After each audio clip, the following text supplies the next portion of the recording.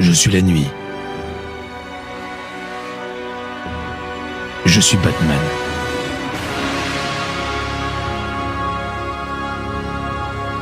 Et je type la cellule.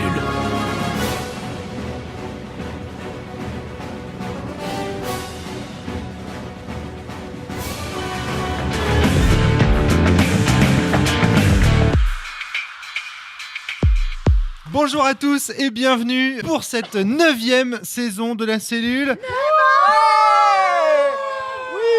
Aujourd'hui avec Fabien Ilvain qui va nous présenter un jeu incroyable. Innommable de Christophe Buckley. Dont on vous parle depuis des années mais qu'on n'a jamais testé. C'est ça, nous sommes avec Flavie. Flavie, on aura reconnu ta voix. Flavie qui fait des ASMR, est disponible pour toutes vos fêtes. On ne je t'entend sais pas. Pourquoi est-ce qu'on parle comme ça? Parle dans le micro, Flavie. Je sinon on disais t'entend pas. Flavie qui parle bizarrement pour ce début de 9e saison. Tout à fait.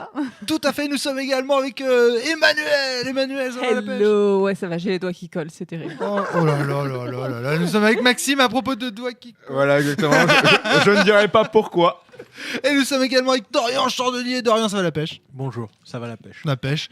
Eh bien... Moi je serais l'être calme dans la tempête. Toujours. Moi je n'ai pas de Il a Stevie toujours Kinger. commencé ses podcasts comme ça. Mais... C'est notre quota d'Arky, tu vois.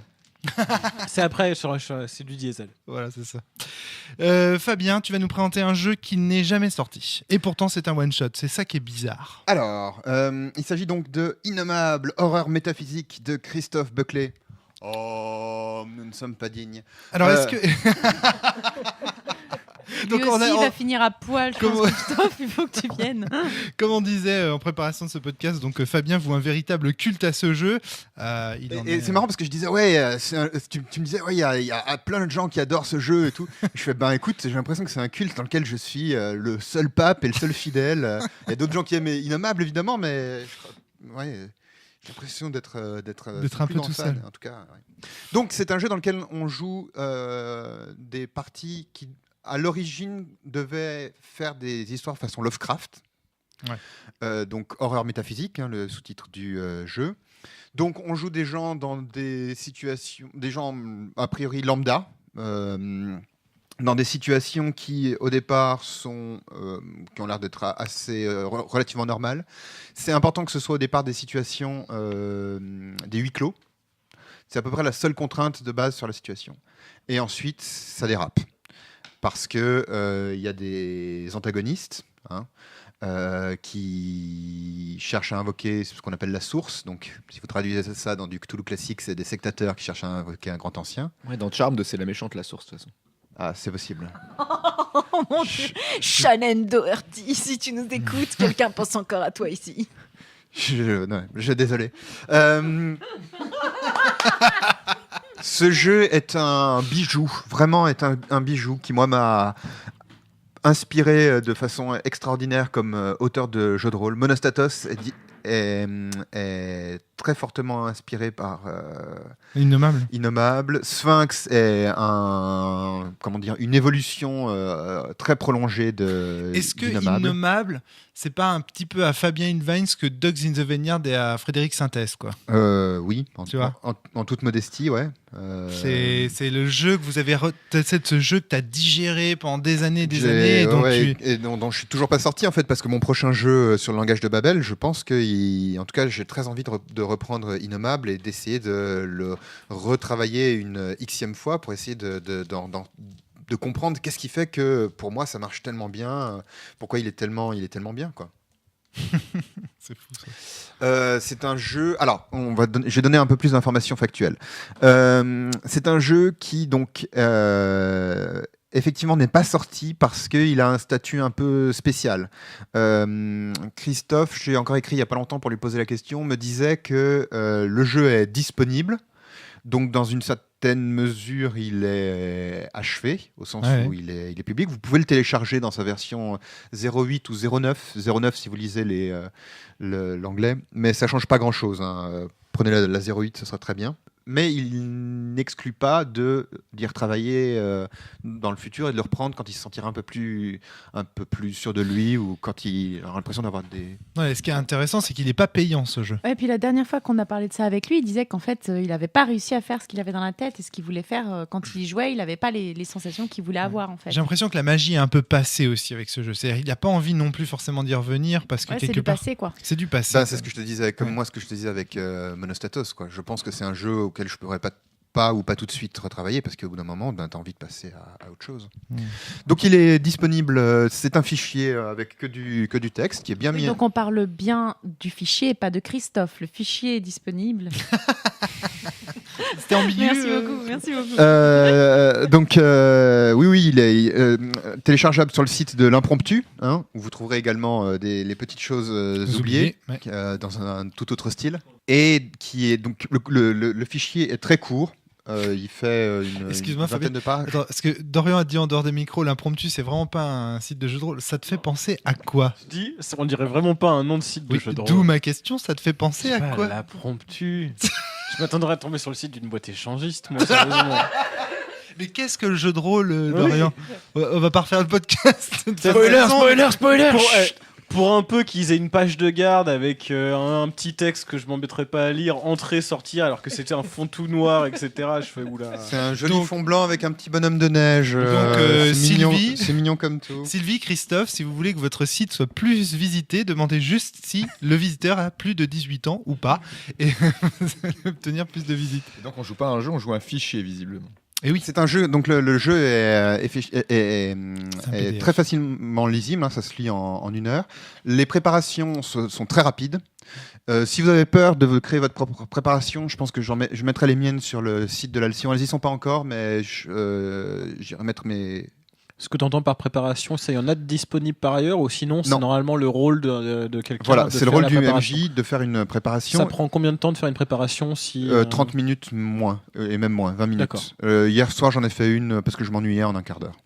Ça prend une page. Hein. Je vous en montre de loin. Voilà, ça, c'est des préparations. Le jeu te guide vraiment bien pour créer tes personnages. Il te guide vraiment bien aussi pour créer tes préparations. Il te guide vraiment bien aussi pour créer tes personnages. Je crois que pour moi, c'était un des premiers jeux où je me suis dit, tiens, on peut faire un jeu sans scénario, mais avec quand même une préparation, tu vois. Sans scénario au sens où tu as des événements scriptés qui doivent intervenir avec des actions attendues de la part des joueurs. J'ai l'impression que tous vous vous emmerdez, que vous endormez. Non, c'est juste que c'est très clair ce que tu racontes. Ah, ok. il n'y a aucune question Ok. à poser. Je pensais à des blagues, mais je les ai pas faites. Pareil, j'ai pris comme leçon de moins interrompre les jambes pour éviter de faire du max C'est planning. moins interrompre les jambes. C'est mignon le max planning. C'est ce que j'ai entendu, je suis désolée. Que Comment dire bien. d'autre Donc les personnages se jouent. Alors c'est systématiquement des parties en one shot. C'est un jeu dans lequel il n'y a pas de campagne. Assez dans la veine de Lovecraft. On pourrait se poser la question après ce que c'est comme genre. Est-ce que c'est vraiment fait pour faire du Lovecraft? Christophe pense que non. Ouais, c'est plus pour faire du love que du craft, hein, si tu veux mon avis. C'est louf un peu. C'est C'est un peu louf. hein. C'est un peu louf, ouais. Et ça crée des parties. Ah, grave. Et- C'est un peu Louf. fou. C'est un peu fou. Un peu loufoque. Comme Dorian les Borde. Looney Tunes, les loufs. Loufoque. Ouais, et ça crée des parties qui sont incroyables. Je vous entends pas. Très très riches. Si vous parlez en dehors des micros, je ne vous entends pas, les gars. hein. Donc vous pouvez me parler. Parce que pour moi, un louf, c'était un prout. T'as louffé. Ah, si, c'est possible. Et un loufoque, Mais- c'est une bestiole très bizarre. Mais innommable peut être de ce type.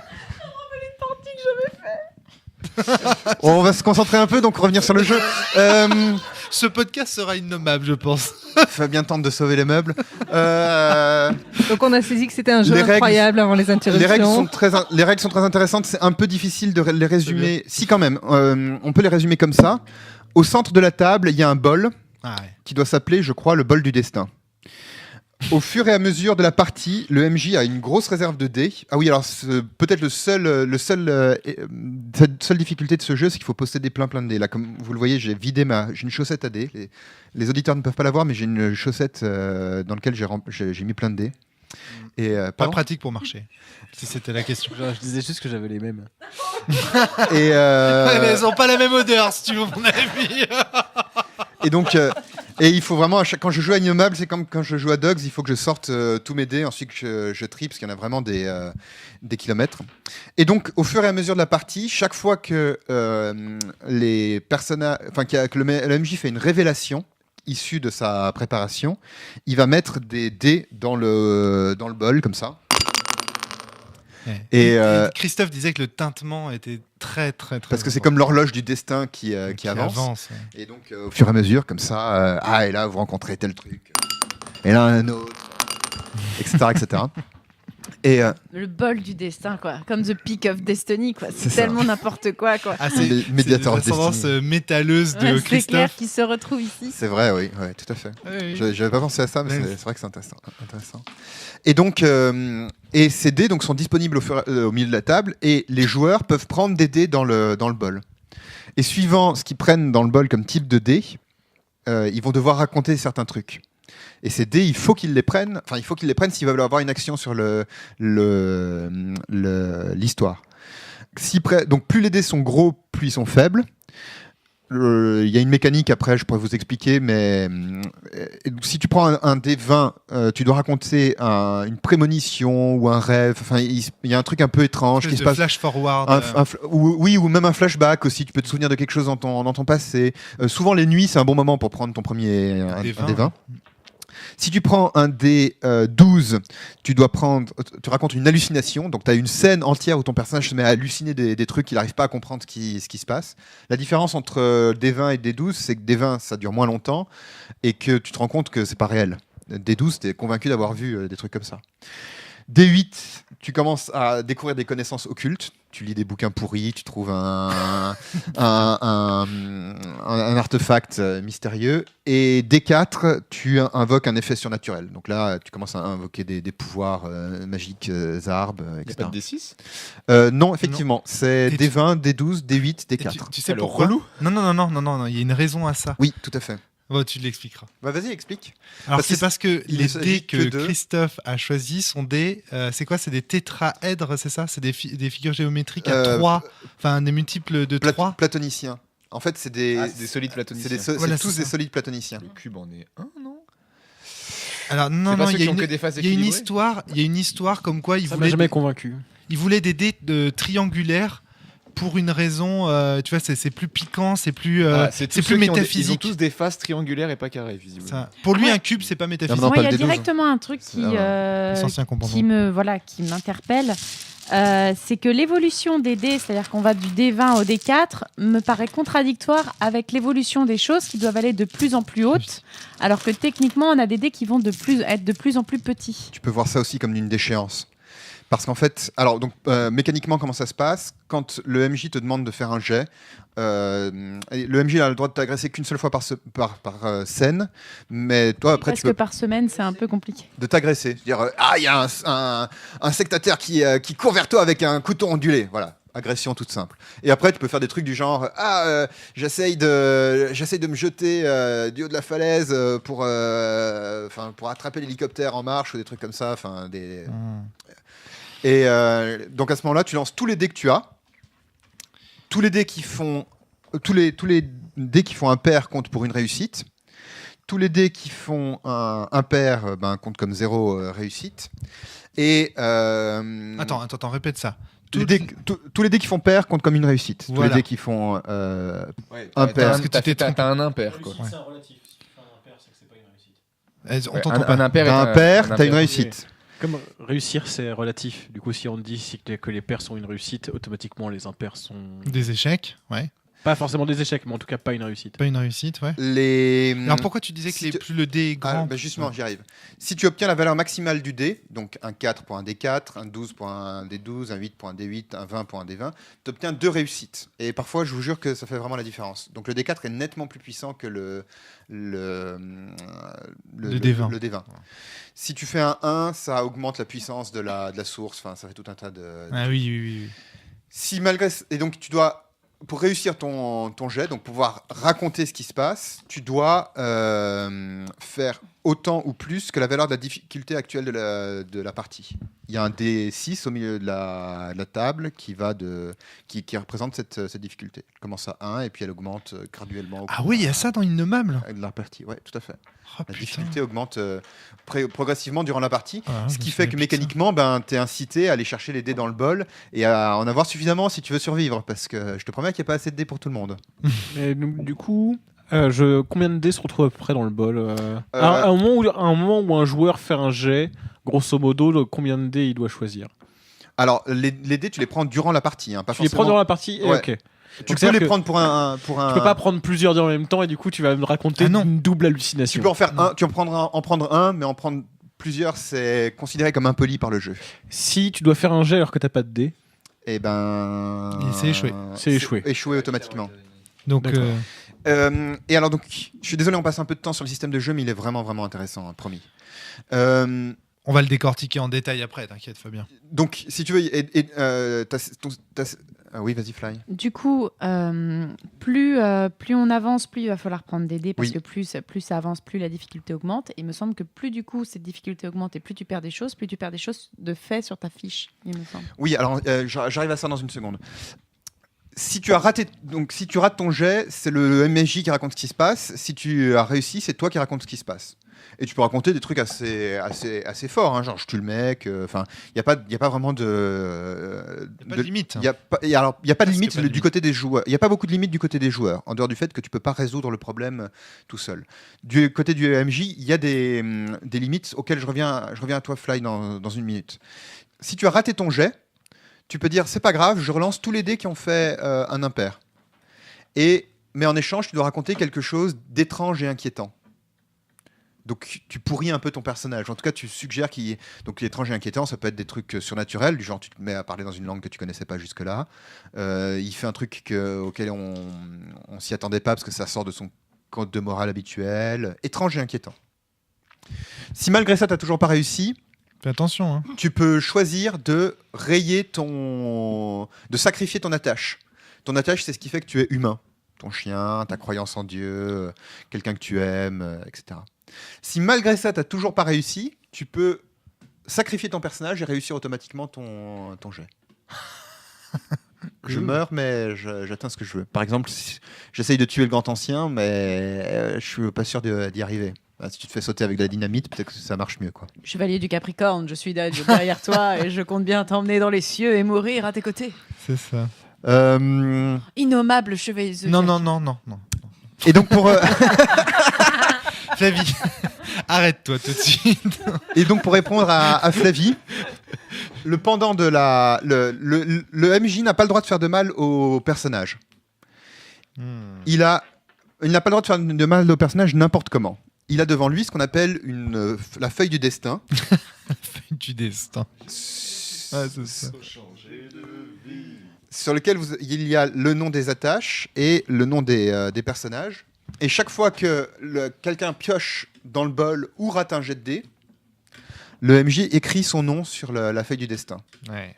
Chaque fois qu'ils veulent lui faire subir un outrage, il raye un nom sur la feuille du destin. Alors, Les 2 premières fois, il raye un outrage, c'est un outrage mineur.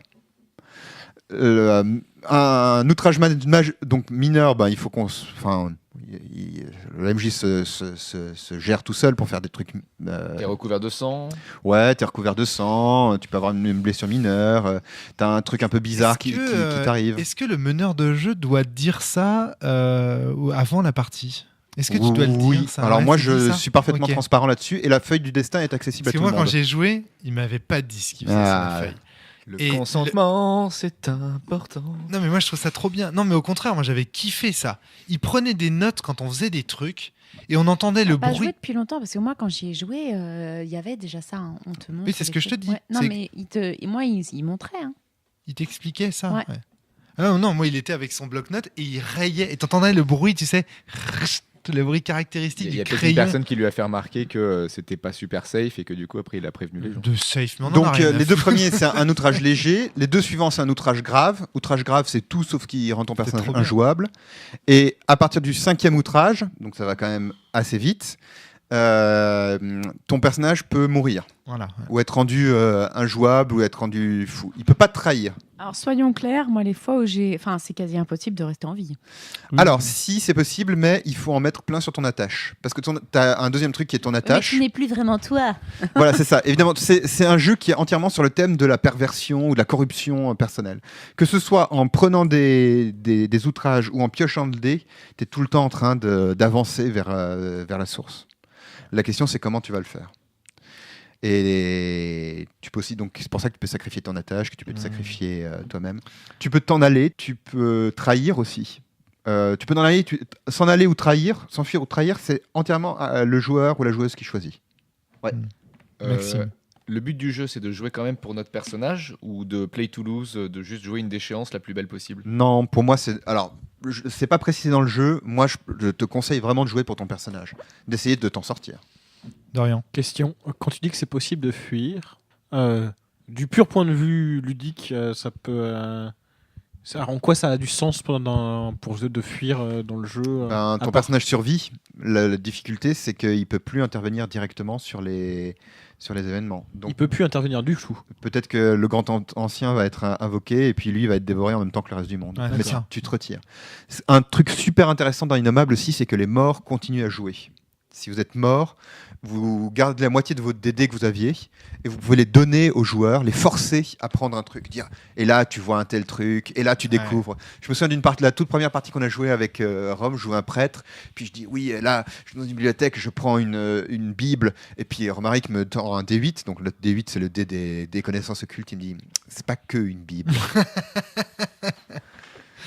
J'aimerais rajouter, je sais pas C'est si pas mal, c'est ce marqué système en de dés, fait dans le manuscrit qu'il faut vraiment jouer dans cet univers Lovecraftien. Lovecraftien, ouais. Parce que quand j'y ai joué, j'ai joué des fois avec des gens qui invoquaient des trucs totalement chelous et pas du tout. Genre, je me transforme en fusée qui fait des étoiles, etc. Qui c'est qui a fait ça? Je vois pas du tout Romaric. Et Qui c'est qui Qui a osé? et du coup, cette sorte d'animation, donc je sais pas si c'est marqué qu'il faut vraiment rester dans cet univers Lovecraftien. Le jeu ne le dit pas. Il y a alors c'est vrai qu'il y a une forme de régulation dans le délire qui va se créer autour des joueurs, parce que tu as le choix de prendre ou de ne pas reprendre ce que les autres ont dit. Notamment le MJ, quand un truc lui plaît, il peut le reprendre et faire augmenter la difficulté. Ce qui est une manière de valider. Mais si ça se trouve, tu étais juste dingue, quoi. Et il a juste pris trop de LSD, il a vu une fusée. Voilà. Je pense qu'il faut qu'on joue. Tu sais que ça reste un de mes trucs quand des fois j'imagine cette partie, j'imagine une fusée qui fait des étoiles. Et avec le ta tête. Megaman qui lance du sperme aussi par son canon. Ah, ça c'est une partie, on avait promis de ne jamais en parler. Ah d'accord, ok, Romaric. excuse-moi. Donc il y a des fluides dans ce jeu, d'accord. Je ne couperai pas au montage alors. Ah, il faut en parler. Ouais. Maintenant, on peut. Ça fait Il y a longtemps. prescription. On verra ça après, après la partie, bien sûr. On y va.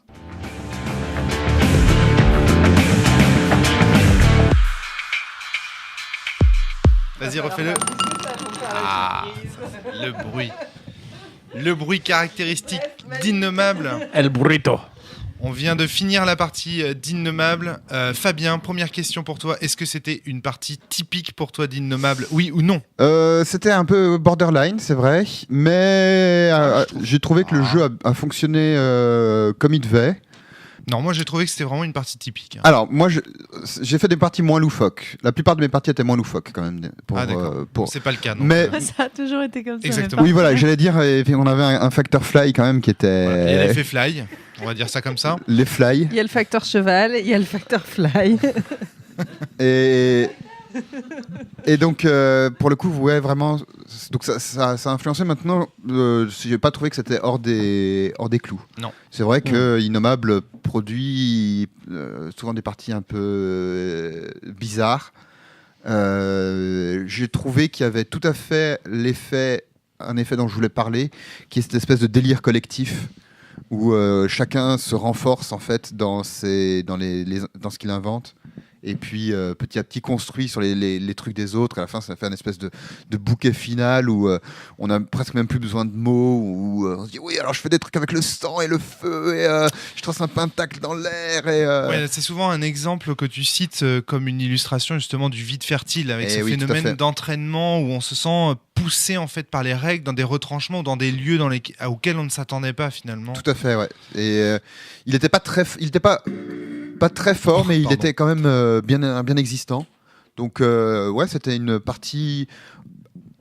Non, pour moi, elle était typique d'Innommable. Alors, moi, comme dit, j'ai eu des parties plus entre guillemets plus sérieuses. Mais il y a eu aussi du sérieux, il y a eu aussi de l'angoisse, plus profonde, le début tout le début en fait de la partie. À partir du moment où le duel avec les cultistes a commencé, là c'est devenu vraiment presque du super-héros, j'ai envie de dire, un jeu de super-héros quasiment. On parle des 10 dernières minutes, quoi. Voilà. Alors mais c'est rigolo ce que j'allais dire. Dorian. L'histoire qu'on a produit, on aurait vraiment dit du Lovecraft vu par le filtre de Warren Ellis, auteur de comics qui fait des trucs dans le genre. Ouais, c'est ça, mais uniquement pour la fin. Oui, uniquement pour la fin. Parce que finalement, tout le début, c'est très classique. On est presque dans un épisode d'X-Files, vous êtes dans un observatoire. Tout à coup, alors que vous êtes au Chili et que rien ne vous destine à cela, il y a un espèce de froid qui tombe. Il fait soudain moins 30 degrés et ça va contraindre en fait tous vos mouvements. Vous allez être obligé de vous rassembler dans un réfectoire. Tout ça, c'est très...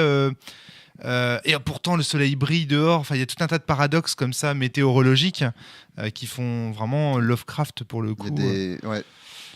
Et vas-y Emmanuel, je t'en prie. Typiquement, je pense que parce qu'au moment où on arrive sur la fin, Fabien fait 4 cases, donc c'est les 4 victoires qu'on doit remporter contre les cultistes. C'est les PV du boss. Et ouais, c'est ça, le côté PV du boss, je pense, incite beaucoup aussi à la fois à aller très vite, puisque on a la sensation qu'il faut marquer coup sur coup et à la fois faire de la grosse attaque, quoi. Pour être parfaitement juste avec... Je pense parce que là on parle de pas mal de choses, mais pour les auditeurs ce serait peut-être bien de préciser en fait l'histoire qu'il y a eu à la table, parce qu'à mon avis là ils suivent pas forcément ce qu'on est en train de dire. Voilà, vous jouez des scientifiques dans un observatoire. Tu veux raconter la fiction de ton point de vue Bon, ça ira très vite. Oui, vas-y. En version short, on a le chef du laboratoire, plutôt chef administratif. On a 2 scientifiques et un agent de sécurité dans le labo. Voilà. Il commence à faire méga froid sa mère. On essaie de résoudre le problème du froid. Et plus ça va, plus il se passe des choses cheloues avec des aurores boréales. Donc je passe les visions diverses et variées. On invente, on a des hallucinations. Il y en a au fur et à mesure, ça devient de plus en plus chelou avec des agressions, des gens qui s'étouffent. Et comme dans tout scénario d'Innommable, j'imagine, on commence à développer des espèces de connaissances cheloues. Genre, il y en a une qui commence à se dire qu'elle doit devenir la reine du froid pour contrôler les cultistes. Il y en a un qui commence à découvrir que c'est le pouvoir du sang qui lui permet de s'en sortir. Et donc, il commence à essayer de bouffer des gens. Il y en a un qui commence à développer le pouvoir du feu pour essayer de défoncer les cultistes. Et il y a David. le personnage d'Emmanuel. Et il y a David qui, lui, reste relativement sain. Il se contente de se faire agresser de temps en temps et de survivre. Et à la fin, ça finit en explosion apocalyptique, what the fuck, et on empêche le dieu d'arriver sur Terre. Et je précise bien que toutes ces inventions-là, c'est des inventions des joueurs et des joueuses. Hein. C'est pas moi qui l'avais préparé. J'avais un peu le côté prophétique du débile qui essaie de prévenir qu'il y a quelque chose qui va pas et que tout le monde en a rien à foutre, quoi. Alors ouais, t'as joué un peu Jésus en fait. Enfin, t'as joué non mais le spectateur, le témoin de l'histoire, quoi. Et finalement dans les épilogues, donc les épilogues, ce sont les petites scènes qui concernent les personnages à la fin du jeu. Vous avez eu la chance de survivre. Ça, c'est quelque chose par contre de particulier dans Innommable. Oui, sauf ton personnage Maxime qui s'est sacrifié en fait pour permettre de tuer le dernier PV du boss, on va dire ça comme ça pour faire simple, de cocher le dernier carré. Mais sinon, vous avez pour la plupart survécu. Ça, moi, je crois que je l'avais pas vu à Innommable. Si, j'ai déjà vu des.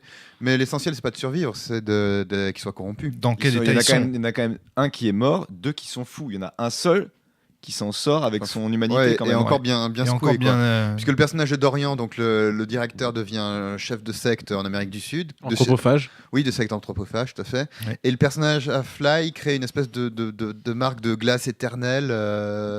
Bah oui, parce que je peux manier la glace, donc c'est pratique, je peux directement congeler. Donc je crée une marque de congelé sur la Terre qui marche plutôt bien. Et s'appelle le Nico. personnage de Manu, le témoin, essaye de rendre témoignage. Alors après, il y a un Manu. moment quand même où j'ai failli perdre mon ancrage. Au moment où on était perdu. L'ancrage, Alors l'ancrage, c'est ce qui... Donc les personnages d'Innommables, faut parler de ça. ils ont une identité, comme n'importe quel personnage, et ils ont un ancrage. L'ancrage, c'est ce qui les rend humains. Ouais. Pour C'est vous ce que donner une idée- s'ils perdent cet ancrage, ils ne seront plus humains. Voilà, Ouais. Et Donc, la le plupart des personnage personnages préfèrent mourir exactement ou faire mourir leur personnage. La plupart des joueurs, préfèrent mourir ou faire mourir leur personnage plutôt que de sacrifier leur ancrage. Ah ouais. Dorian, à plusieurs reprises, toi, t'en es l'illustration parfaite dans cette partie. À plusieurs reprises, tu fais des choix du point de vue de l'histoire qui font que tu conserves ton ancrage et que tu te sacrifies. Mais ça, c'est un truc dont je voulais parler. C'est que dans toute la partie, je me suis senti tiraillé entre des mécaniques ludiques et des mécaniques narrativistes. Alors, c'est vrai que j'ai commencé beaucoup en me concentrant sur l'histoire de mon personnage. Et après, il y a très vite eu le facteur de on passe à 2 dans les menaces, donc il faut 2 réussites pour réussir un jet de dés. Dans le doute, je vais un peu me forcer à halluciner. Et quand je te dis que j'ai sauvé mon ancrage, qui était donc le neveu de mon personnage dans l'histoire, bref, peu importe. Que t'aimais bien. Que j'aimais bien. Et, On a parce bien que mis en scène quand même. au début, pour des questions de mise en scène, et après, parce que je voulais pas le perdre tout de suite, je voulais le perdre que pour une raison importante. Ah d'accord. Donc c'était aussi, c'est me garder un joker. Tu vois, quand je t'ai dit, ça D'accord. m'arrange pas de le perdre maintenant, c'était uniquement pour des raisons ludiques plus que pour des raisons narratives. D'accord, ok. Le personnage donc de Manu, son ancrage c'était la transmission, et finalement t'es devenu une espèce de complotiste qui essaie d'expliquer au monde qu'on allait être dévoré par des grands anciens venus du fin fond de l'espace, quoi. Ouais, et ce que je voulais dire tout à l'heure, c'est que, justement, il y a un moment où j'étais à 2 doigts de le sacrifier. Et en fait, quand on était perdu, et j'ai hésité, j'ai laissé passer le moment en disant on va voir, il va peut-être se passer un autre truc. Et au final, tu nous as un peu tiré d'affaire par Deus Ex Quand même, Machina. le personnage de Flavie a quand même eu les yeux gelés. Mais du coup, c'est le personnage de Flavie qui a trinqué. Donc il y a eu, je sais pas si c'était pas une petite injustice ou. C'est que la vie est injuste. Là. On n'a pas dit que les grands anciens étaient sympas. Moi, j'ai toujours un souci quand je joue à ce jeu, parce que c'est pas la première fois que j'y joue. C'est d'un côté, il y a des mécaniques très présentes que pour ma part, j'arrive pas à oublier parce que j'ai énormément de mal à retenir les règles de jeu. Et du coup, j'ai énormément de mal à les appliquer. Je sais pas toujours ce qu'il faut que je fasse, à quel moment je peux sacrifier quoi que ce soit. C'est très nébuleux pour moi. Ce qui fait que, tu disais, il y a un factor fly, je m'en tire généralement en faisant pas mal d'humour. Et parce que ces mécaniques ludiques m'échappent complètement. D'un côté, j'ai envie de gagner parce qu'il y a mon petit côté, j'ai envie de gagner qui est là. Du coup, j'ai un peu de mal à me mettre vraiment dans la narration. Et du coup, je passe généralement à côté du truc parce que c'est trop compliqué en fait. Moi, j'arrive pas. Les dés sont trop présents en fait. T'as trop envie de prendre des dés parce que tu sais qu'il y a le dé 6 qui augmente et donc la difficulté va augmenter.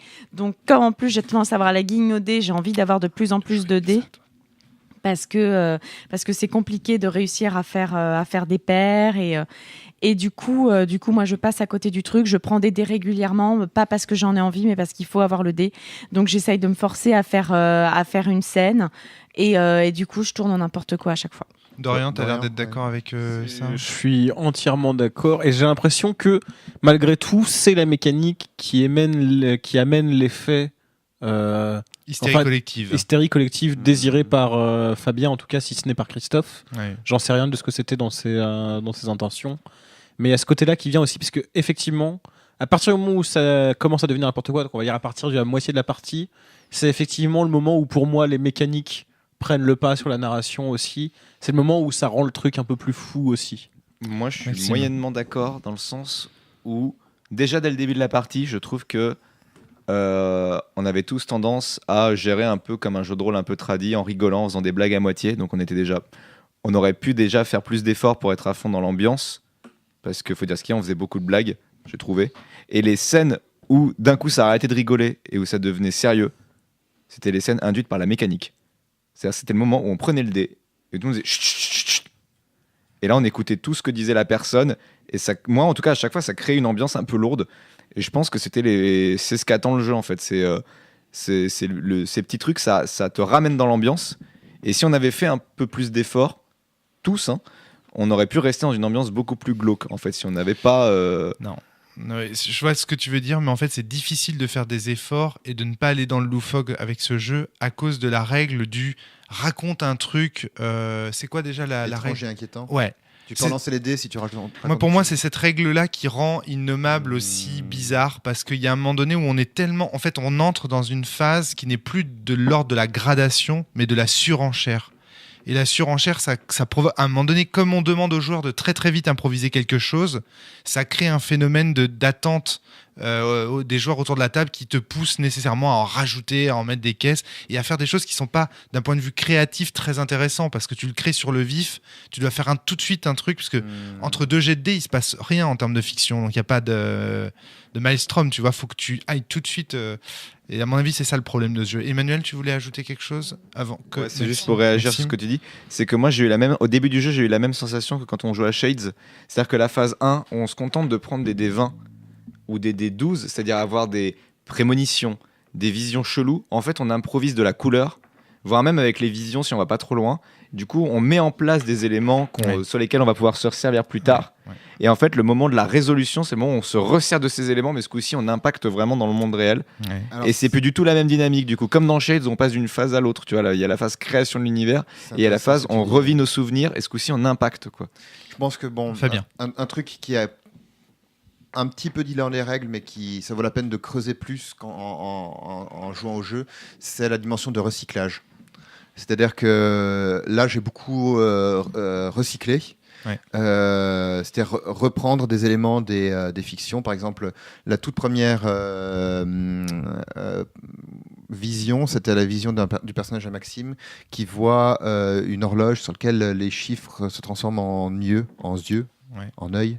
Progressivement, des yeux progressivement, et j'ai repris ça dans les aurores boréales en disant qu'il y avait des yeux, on voyait des yeux apparaître dans les aurores boréales. Le thème de l'œil est revenu très très souvent. Flavie son personnage a perdu les yeux qui sont apparus dans le ciel. Toi, tu as matérialisé la forme des cultistes, la possession des cultistes par ce troisième œil que tu crevais, Maxime. Il y a eu plusieurs. Et alors de ce point de vue-là, je suis désolé, je suis un peu fatigué, donc j'ai du mal. Le côté recyclage des idées. Ouais, sur le côté recyclage des idées, j'ai trouvé que cette partie, s'il était loufoque sur les contenus, était très cohérente esthétiquement. Tout à fait. Ouais. Alors que j'ai eu des parties dans lesquelles c'était, plus rassemblé ou plus on était plus présent dans la fiction, et à côté de ça où l'esthétique partait dans des, enfin il y avait une personne qui suivait son esthétique, une autre, et puis le MJ qui apportait celle de la préparation, et puis voilà quoi. Ouais. Enfin, qui essayait de tout remettre ensemble. Chacun s'accrochait finalement à la part de fiction qu'il avait créée, sans chercher à être... Là, c'était pas le cas, donc c'était quand même assez cool, je trouve, de fonctionner en commun. Ouais. C'est Manu, clair. Ouais, vas-y. Manu. Ouais, par rapport à ça, alors c'est vrai qu'il y a la thématique des yeux qui est revenue. On a réutilisé le côté le froid. Un cas vaguement, le froid. Mais en fait, je me demande si... alors,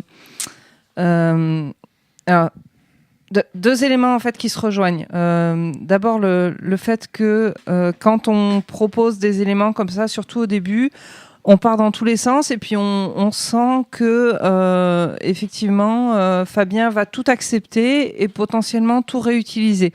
Donc du coup, on part dans tous les sens. D'autre part, moi par rapport à la fois au nom du jeu, le vocabulaire de Fabien au début, le mot outrage, le fait que tu aies utilisé le verbe agresser pour le MJ, je m'attendais à quelque chose de peut-être plus incisif, plus punitif et plus disséquant dans le personnage. Ouais, complètement.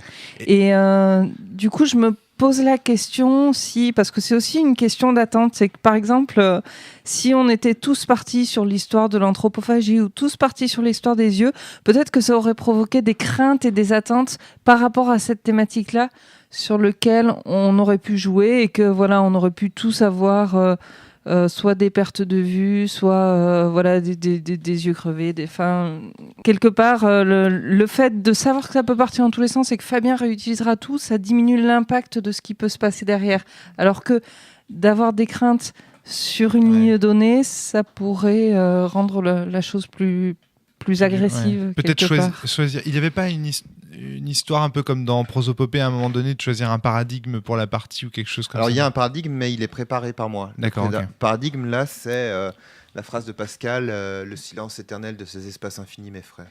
D'accord, ok.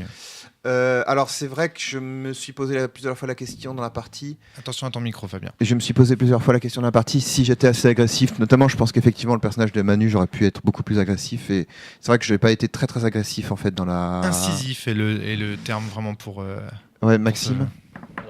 Max. Oui, mon temps, laissez pas beaucoup la place. C'est-à-dire que tu aurais pu être plus incisif avec nous, mais il faut dire ce qui est. On s'est jeté sur les dés comme des assoiffés. C'est-à-dire qu'il y avait au moins Fly et moi, on avait des idées, on avait trop envie de se jeter dessus. Après, voilà, comme disait Dorian, avec la mécanique ludique, il a vite senti que s'il voulait réussir quoi que ce soit, il fallait en prendre. Donc il en a pris. Il y a que Manu qui s'est jamais vraiment sacrifié, qui a attendu qu'on lui en donne à la fin. Attention Manu, tu parles en dehors des micros. Disons que j'avais une ou deux de visions qui me semblaient parlantes mais bon, je me suis aussi amusée notamment sur les trucs étranges à placer des éléments de couleur aussi. Donc après moi l'idée de jeter une boîte de dés m'a jamais vraiment passionnée, soyons honnêtes. Et c'était plus quand j'avais envie de placer un élément de narration que j'allais chercher le dé plutôt que l'inverse. T'as pas joué le jeu. Alors que moi, c'est vraiment l'inverse. Il me fallait un dé, il fallait que je trouve un truc à dire. Ouais, et j'ai juste que tu as dit tout à l'heure, Max. Fabien, tu as dit ouais, j'ai pas eu la sensation que dans cette partie, chacun ait fait son truc de son côté, comme tu as vu dans d'autres parties. Quand même un peu, quoi. Je vais te contredire là-dessus parce qu'il faut dire ce qu'il y a, qu'on est un peu chacun partir sur notre délire, sans jamais, comme disait Manu, sans jamais se mettre d'accord sur un paradigme qui aurait pu nous réunir, parce qu'il y en a un qui est parti sur le trip du cannibalisme et qui l'a suivi jusqu'au bout. Dorian. Il y en a, Dorian. Il y a Fly qui est parti sur le trip de la glace et de quelle était l'élu princesse et qui l'a suivi jusqu'au bout. Et moi, je suis parti sur le trip du feu purificateur qui doit les arrêter tous. Et d'ailleurs, j'avais essayé de me lier à Fly en disant...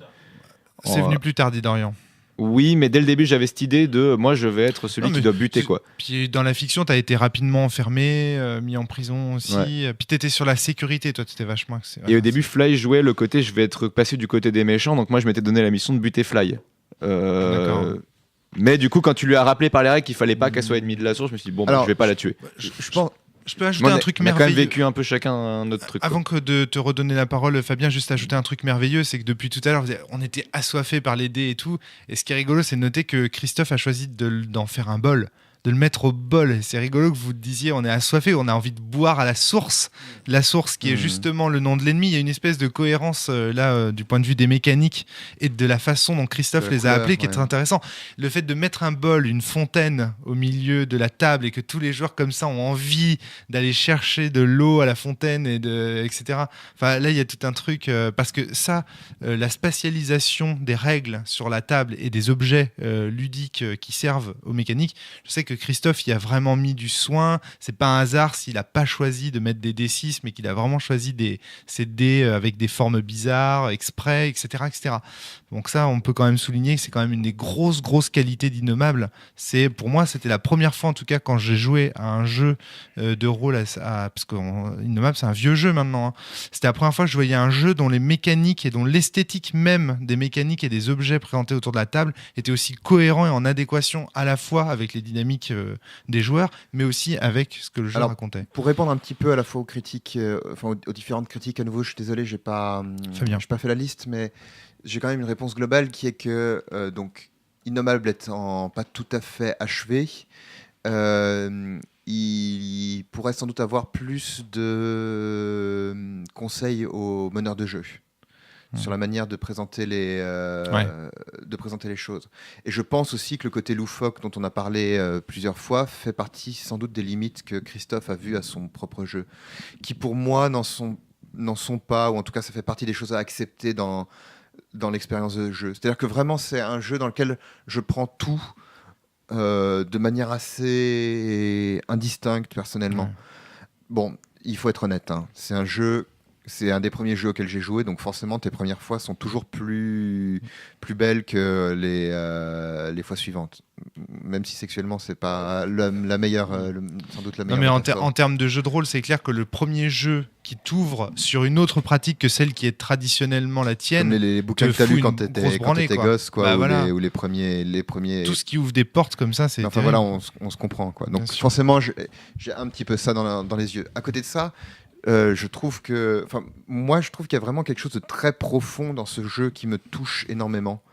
Au-delà de, il y a vraiment une manière d'amener l'hallucination, de parler de l'esprit qui se délite, du rêve, de ce vide fertile qui se crée autour de la table où on finit par absorber un peu les éléments les uns des autres, qui fait que moi, je passe volontiers sur les incohérences ou sur les trucs un peu strange de la fiction. Dorian voulait prendre la parole. Oui, je voulais rebondir sur quelque chose que Romaric avait dit avant le podcast, sur que lui, il y avait des mécaniques qui étaient restées obscures et peu transparentes pour lui et que ça avait participé à son plaisir de jeu. Ouais. Je sais que moi, notamment sur les mécaniques d'outrage et d'ancrage, j'aurais été moins ludiste et plus narrativiste si j'avais pas été au courant de ces mécaniques. Moi je pense que Moi, je pense qu'il faut les laisser un peu dans l'ombre, ces mécaniques. Moi, j'aime pas trop l'idée qu'on sache. Maxime n'est pas d'accord. Ouais. Maxime, t'es pas d'accord avec ça ? Non, c'est mon côté, c'est mon côté ayatollah de la séfitude, quoi, qui me dit que si je suis pas au courant des mécaniques et que d'un coup on m'a pas prévenu que mon personnage pouvait se faire charcler par le MJ et que je me fais charcler alors que j'étais pas au courant que ça pouvait m'arriver. Moi, je peux prendre ça très très mal au milieu d'une partie, je peux me casser de la partie. Moi, je peux te raconter mon expérience à ce sujet. J'avais mal compris les règles. J'ai pris 5 dés et Christophe, il a fait 5 coches et il a tué mon personnage. Et j'en ai jamais ressenti aucune frustration. Toi peut-être, mais t'es pas tout le monde, quoi. Et moi, je le prendrais super mal. Flavie, puis Fabien. Moi, j'ai plusieurs choses à dire là. Je vais rebondir déjà sur ce que vous disiez. Moi, la première fois que j'ai joué, on m'avait pas dit en fait que on m'avait pas expliqué en fait le principe d'outrage, et on a vraiment charclé mon perso petit bout par petit bout, et je l'ai très mal vécu parce que je trouvais ça injuste. Le fait qu'on m'explique avant, ok, on va te charcler, mais en fait, ça fait partie des règles. Je suis contente de le savoir. Par contre, j'ai un petit côté revanchard. Tu vas charcler mon perso, mais je peux te jurer qu'en contrepartie, moi, mon perso, il va charcler des trucs, quoi. Et je pense que ça joue aussi dans l'outrance dans laquelle je pars. J'ai charclé ton scénar, en gros, quoi. Ouais, j'ai un petit côté comme ça. Okay. Tu me charcles, je charcle. Mais je pense que pour ce qui concerne les règles, ce serait pas mal quand même d'avoir une toute petite fiche qui indique 2-3 petites choses pour les gens qui, comme moi, ont du mal à retenir, notamment les effets des dés. Et 2-3 petites choses qui t'indiquent combien de fois tu peux être coché sur ton ancrage et sur toi pour pouvoir retenir un petit peu les choses. Fabien ? Alors moi j'ai 2 éléments à apporter. D'abord, je pense qu'il faut dire d'où vient cette mécanique d'outrage. Christophe nous avait raconté une fois que quand il jouait à l'appel de Cthulhu, il ne savait pas quand il pouvait faire mal aux gens. Alors il a créé au départ, une de ses envies dans ce système, c'était de créer un système dans lequel ce soit très clair à quel moment tu peux prendre plein la gueule et à quel niveau. Donc une manière d'encadrer le MJ. Moi, ce que j'ai toujours trouvé quelque chose de très intéressant, c'est-à-dire donner un outil au MJ qui lui permette d'encadrer ce qu'il fait et d'encadrer son arbitraire. Et je trouve ça vraiment, trouvais ça très très intéressant même comme démarche. Tu vois, de dire je vais t'aider MJ à bien faire les choses, mais pas seulement avec des conseils foireux du genre laisser de la liberté, mais pas trop. Mais le revers de la médaille, c'est que ça crée un phénomène très mécanique au final. Alors oui et non. Du coup, l'horreur devient prévisible. Oui et non, parce que ma deuxième réponse, c'est que bon, déjà, je suis pas sûr que ce soit de l'horreur, en fait. On pourra en discuter. Mais ma deuxième réponse, c'est que je pense que c'est un jeu dans lequel il faut vraiment apprendre à utiliser les règles.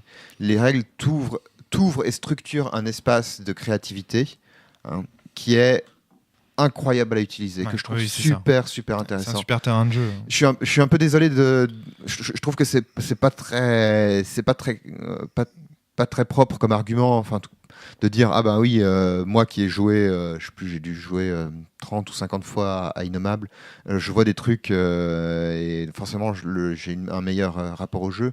Mais je pense que c'est vraiment un jeu qui mérite d'y jouer plusieurs fois et d'apprendre, de voir tout ce que le jeu te permet de faire en cours de partie. Manu. Ouais, et puis Maxime. moi j'entends bien l'argument pour dire quand est-ce que le MJ peut blesser, parce que c'est un truc que j'ai vécu plusieurs fois en tant que MJ aussi, d'être un peu rude physiquement envers les personnages et de me sentir pas forcément très bien par rapport à ça. Par contre, c'est vrai que là, du coup, en tant que joueuse, j'ai pas. Et puis, le fait que ce soit sur une feuille A4 devant toi, Fabien, avec, c'est non à rayer. Il me manque aussi peut-être le côté visuel. J'ai pas ressenti la boule au ventre de la tension qui monte. J'ai pas ressenti de souffrance à te voir rayer. Mais justement, parce que peut-être il le faisait discrètement. Mais moi, je me souviens de Christophe. Ouais. En fait. Vraiment, Christophe a une attitude physique par rapport à ce jeu qui est complètement différente de celle de Fabien.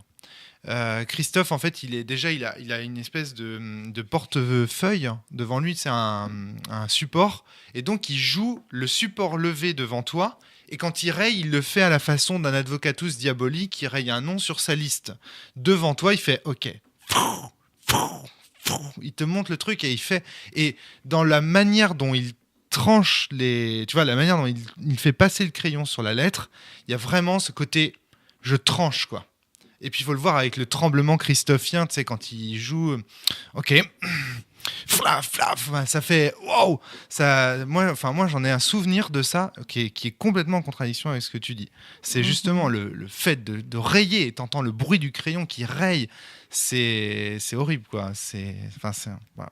Je l'entends d'autant plus que c'est quelque chose qu'on avait évoqué, par exemple, pour Sens et les points d'immersion, le fait que ce soit quelque chose d'assez rituel et que ça puisse être relativement fort. Et pareil, un truc tout con, mais les dés d'assistance, c'est vrai que la façon dont, c'est pareil, il y a plusieurs jeux où on donne des jetons ou des dés pour l'approbation, par exemple, et souvent j'ai ressenti une petite émotion de tendre, et là on avait tellement la hâte de justifier qu'on a un peu tronqué cette émotion-là, peut-être. Donc surtout à la fin. Donc c'est vrai que voilà, moi j'attends un poil plus de trip. Maxime, il y a plein de choses à dire. Moi, je peux revenir sur le fait que tu disais, Christophe, on n'est pas satisfait parce qu'il ne permet pas de générer du Lovecraft. Et je pense comprendre pour ce qu'il gêne, c'est que dans ces mécaniques, pour moi, on monte en puissance. Et à la fin, ça me paraît difficile de perdre tous face à la puissance, à moins d'être face à un MJ qui a décidé de nous tuer. Parce que fondamentalement, en termes de... Enfin, ludiquement, moi, d'après les petits calculs que je peux faire, ça me paraît très compliqué de réussir à buter tous les PJ. Or, moi, si je me trompe pas, une ambiance Lovecraftienne, c'est une ambiance dans laquelle... Sans être un salaud. Rajoute sans être un gros salaud. Oui, c'est ça. C'est-à-dire que pour avoir ses chances, il faut être un gros salaud. Pour avoir ses chances en tant que MJ, de tuer tout le monde ? Non, en tant que joueur. Non, parce que regarde, tu peux, sans mourir et sans sacrifier ton ancrage, tu peux prendre 6 dés. Parce que 4 dés... parce qu'il en faut 5 pour qu'on te tue, et tu peux en mettre 2 sur ton ancrage, ça fait que tu peux assez tranquillement prendre 6 dés sans prendre de... Et 6 dés, à une chance sur 2, plus relance, tu fais assez facilement 4 ou 5 réussites. Mais tu peux faire des 1 aussi, et je te rappelle que les 1 sur les dés que tu fais, ça augmente le mais toi tu dis que c'était facile, moi j'ai raté à chaque fois. Oui, mais moi, j'ai raté tout le temps. Oui, mais après tu rates tout le temps, mais voilà, tu relances, et puis au pire tu sacrifies un truc. Bon, je trouve que... Je pourrais faire les calculs, mais je trouve que c'est difficile de perdre. Là où j'ai jamais joué de Cthulhu, je suis peut-être le seul autour de cette table. Mais j'ai l'impression que Cthulhu, l'ambiance, c'est plutôt... T'es quand même une belle merde.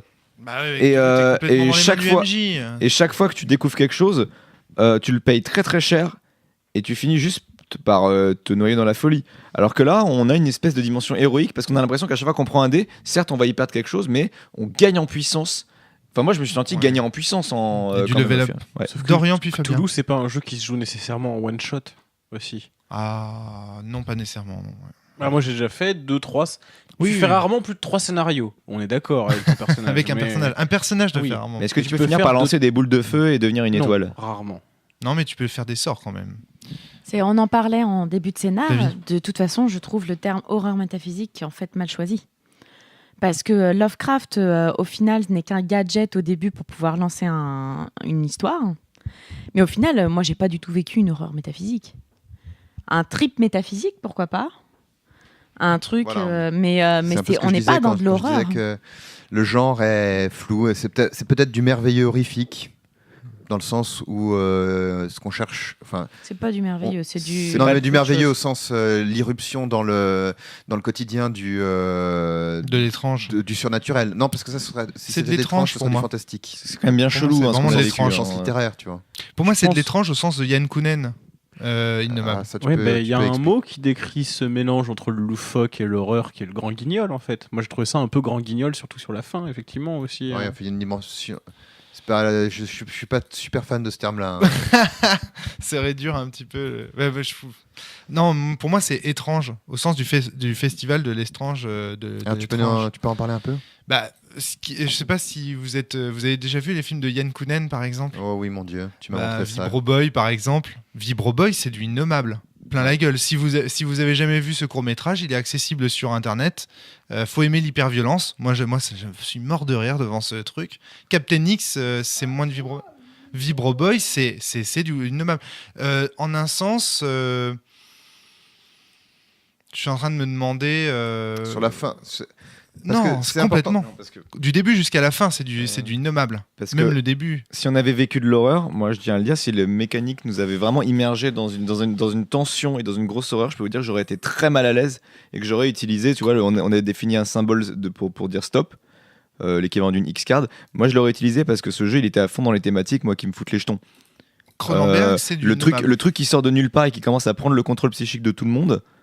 Moi, on est en plein dans les thématiques où je peux taper un gros flip. Et t'as vu, à un moment, on a cru entendre du bruit plus loin.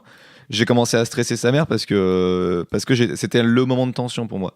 Et c'est Ouais. du coup, je vois pas quand. Enfin, en tout cas, les mécaniques du jeu m'ont pas encouragé à flipper, quoi. Ça, c'est sûr. je sais pas comment dire que moi, la question du genre, à la limite, ne me. Non, rien à foutre. Ouais, je suis d'accord avec toi. C'est-à-dire, en fait, on s'en fout que je de ce qu'a voulu faire Christophe et de l'adéquation. Je suis désolé pour Christophe. On s'en fout de l'adéquation entre ses intentions d'auteur et le jeu qu'il a produit. Là, on juge le jeu qu'il a produit et sa richesse. On juge la partie qu'on a jouée surtout. Enfin, Et il y a une Ouais, mais on a fait plusieurs parties. richesse de production, de fiction, Triche un peu. d'esthétique, qui fait qu'il faut pas passer à côté de ça, quoi. Et une façon de le produire. Et Moi, une ce qui ouais. m'impressionne surtout, c'est la façon dont les mécaniques sont présentées. Et En fait, produisent je ça. connais pas de jeu qui stimule aussi bien l'inconscient avec, je trouve, si peu d'efforts, qui t'amène tellement à créer des trucs étranges comme ça. Mais tu vois, étrange. Sans avoir il n'y a pas une très grosse préparation et il n'y a pas un très gros effort. Je dis ça parce qu'il y a beaucoup de jeux qui arrivent à le faire, mais avec tout un background, tout un univers derrière. Et un jeu comme par exemple Prosopopée, et un jeu qui produit aussi des situations assez étranges, merveilleuses, mais plutôt dans le côté féerique de ce côté-là, mais ça demande une concentration qui est incroyable dans Prosopopée. Il faut on est presque en sueur à la fin d'une partie de Prosopopée, comme dans Ouais, Shades. le silence aussi, ouais, comme dans Shades. Voilà, Tu vois, ça, ouais. c'est un peu le même. Le silence joue un rôle en plus. Dans Shades aussi, tu vois. Ouais, tout à Et fait. Innommable, je trouve, je sais pas comment le dire, arrive à stimuler l'inconscient et à évoquer l'inconscient d'une manière qui est vraiment, vraiment unique. en Mais jeu je de rôle. trouve qu'il y a une hystérie aussi dans Ouais. Innommable. Et- C'est-à-dire, tout le monde se rue sur les dés, on décrit vite, il y a un côté. Et moi, j'aime bien ça. Je trouve que ça fait vraiment partie du. Mais du jeu. horreur métaphysique, effectivement, ce que disait Fly, c'est peut-être mal choisi. Manu. Je suis en train de me demander si ça manque pas un peu aussi de description de décor, parce que c'est vrai que dès qu'on décrit quelque chose, on est dans de l'ambiance, de l'action. Or, une ambiance, ça tient aussi beaucoup de ce qu'il y a autour de nous et les quelques films qu'on a pu citer. Peut-être qu'on aurait beaucoup plus flippé si on avait décrit, au lieu de décrire ce qu'on fait, si on avait décrit ce qui se passe au niveau des roches qui sont autour de nous, ce qui apparaît dans les murs, Ouais. etc. C'est vrai. Le silence, En prenant son temps, ouais. ta citation initiale parlait du silence et Voilà, quelque part, on est beaucoup dans l'action et dans la parole. Ça manque peut-être un petit peu aussi de placement de tout ce qu'il y a autour. Jouer à se faire peur, c'est un peu ça aussi. On a quand même parlé des ondes électromagnétiques de l'espace. Certes. Non mais... Bah quoi, je t'ai sauvé avec mon vomi magique. Tu l'as sorti, tu as aussi dit j'ai bu Massimo. C'est vrai que j'avoue qu'en début de partie, c'est assez difficile de rester dans le creepy, dans le sérieux. Quand les premières répliques, c'est le mec qui fait, c'est un gestionnaire qui te sort. Bon bah il fait un peu frisqué, on va aller chercher du fuel. Et quand les scientifiques font oui, alors j'étudie les ondes électromagnétiques des étoiles. T'es là. Je sais pas comment dire qu'il y a une. En fait, il y a déjà. Il y a à la fois un apprentissage et une forme de mise au diapason commun, tu vois, pour savoir ce qu'on a envie de faire tous ensemble. Moi, j'ai eu le sentiment de me mettre au diapason des autres, tu vois. Parce qu'au début, j'étais vraiment, tu vois, genre je raconte un rêve un peu glauque, un peu en message. Je réagis avec mon personnage un peu en sueur. Et j'ai vu comment ça arrêtait. J'ai fait, ok, je vais me mettre au diapason parce que sinon, ça va être chelou, quoi. Moi, c'est l'attache que je trouve énorme dans ce jeu. Le système d'attache, comment est-ce que l'ancrage, comment est-ce que tu mets en avant en fait ce qui te rend humain comme un bouclier, comme un rempart à l'horreur, jusqu'à un moment donné t'en débarrasser et devenir inhumain. Ça, c'est vraiment quelque chose que je trouve génial quand, par exemple, le personnage de Dorian qui est attaché à son neveu et qui va s'en servir en fait. Qui va le broyer dans les mécaniques ludiques du jeu en fait au fur et à mesure, qui va l'utiliser comme un chiffon carpette. Alors toi Dorian, tu dis ouais, là je vois un peu les fils, la mécanique est un peu trop et du coup ça me sort du narratif. Mais si on étudie, moi par exemple j'étais assis dans mon fauteuil, je voyais pas tout ce que tu avais dans ta tête à ce moment-là. Et moi j'étudiais juste la fiction que tu as créée de ton point de vue si tu veux. Et bah je la trouve hyper touchante, hyper poignante. Ultra glauque, et à la fin quand tu décides de le manger alors qu'il t'a pendant tout et si tu regardes bien tout le schéma de ton personnage, toutes ses actions c'est toujours pour le protéger, toujours t'as pris des blessures pour lui, etc. Et à la fin ce sont la somme de ces blessures qui vont faire que tu vas le bouffer. Il y a un truc, je trouve qu'il y a un truc, si on prend juste ce personnage-là et qu'on le décortique d'un point de vue fictionnel, la fiction créée là, du point de vue du personnage de Dorian, waouh quoi. Tu vois, la manière aussi, faut pas non plus dire ouais, on est dans le grand guignol, etc. Ouais, moi j'aimerais bien voir un film de ça, réalisé par un réalisateur qui a du talent. Je pense qu'il y a moyen que ça fasse un truc de fou. Ouais, moi j'avoue, quand Dorian a dit à un moment dans la fiction, j'ai pas d'intérêt à le buter là parce que t'as vraiment hésité à dire je le sacrifie. Ouais. Moi, quand tu me dis la posteriori, ouais, c'est parce que ludiquement j'y voyais pas d'intérêt. Moi, dans ma tête, j'étais là, il se dit que narrativement c'est pas intéressant que ça arrive maintenant. Et surtout que t'as super bien joué, Dorian. D'un point de vue roleplay, là j'emploie un vieux terme, d'un point de vue roleplay de mon temps, t'as super bien joué ton personnage. Tu t'es pas rendu compte, mais dans les phrases, dans les choix du personnage, d'enfermer des mecs, t'étais hyper dans le contrôle de toute ta base, tu t'entourais à chaque fois de tes gardes du corps, enfin, tu jouais hyper bien, quoi. Et du coup, ça rendait vraiment les situations hyper crédibles. Et même le vomi de sang. Au fond de mon cœur, je suis de droite. Louis-Émile de Réac. Mais ouais, non, on a joué avec Louis-Émile de Réac, c'était très dur. Non, mais c'était vraiment... moi, si on prend juste le personnage de Dorian, j'ai trouvé vraiment qu'il y avait quand même des scènes qui étaient flippantes du point de vue de l'horreur émotionnelle. J'étais pas sûr au début, mais c'est vrai que le thème de Cronenberg est pas... Ah non, mais c'est du Cronenberg. Avant History of Violence. Oui, Vidéodrome et Vidéodrome et des... Oui, même La Mouche, c'est du innommable. Pour un seul joueur, quoi. Ouais. Bah... Mais enfin, oui, il y a aussi cette espèce de délire un peu, un peu glauque, quoi, qui joue beaucoup. Flavie. Alors moi, à chaque fois que je fais une partie, et c'est pas mon premier innommable, je suis toujours partagée. Parce que d'un côté, il y a des choses qui me plaisent beaucoup dans ce jeu. Et de l'autre, à chaque fin de partie, je suis frustrée. Il y a toujours quelque chose où je trouve que ça a dérapé. Il y a toujours quelque chose où à un moment, je me suis dit, mince, l'histoire me plaît pas, ou ça part en cacahuète. Et du coup, il y a d'un côté un truc que je trouve vraiment chouette dans le jeu, et à chaque fois, pourtant, à la fin de chaque partie que j'ai faite, il y a quelque chose qui me gêne. Et c'est pour ça que Christophe, à mon avis, n'est pas satisfait. Il sent cette gêne chez certains joueurs. C'est vrai que là, par exemple, si on regarde autour de la table, il y a des personnages pour qui ça le fait de bout en bout. Le personnage d'Emmanuel, moi je trouve que ça le fait de bout en bout d'un point de vue fictionnel. Le personnage de Dorian, Mais je trouve que le personnage de Flavie, on voit bien qu'à un moment donné, elle déconnecte complètement de la table des joueurs et elle part dans un esprit de délire divin qui colle plus, qui cadre plus vraiment avec. Il y a un truc de règle. Je sais pas à quel point c'était pas compris ou pas pris en compte de. T'as pas le droit de trahir. Ton but en tant que joueur est quand même de vaincre la source. Ah oui. Alors que je l'avais bien demandé en préliminaire pour être sûr. J'aurais demandé c'est quoi notre but quoi. J'ai pas trahi. Ouais. J'ai créé une agence de surgelés. Il y a un moment, c'était Oui, j'ai failli, mais oui. J'ai Et failli, dans t'as ces cas-là, failli. de toute façon, j'allais mourir si je trahissais. Mais j'ai été vraiment tentée aussi parce que j'étais en dehors du jeu.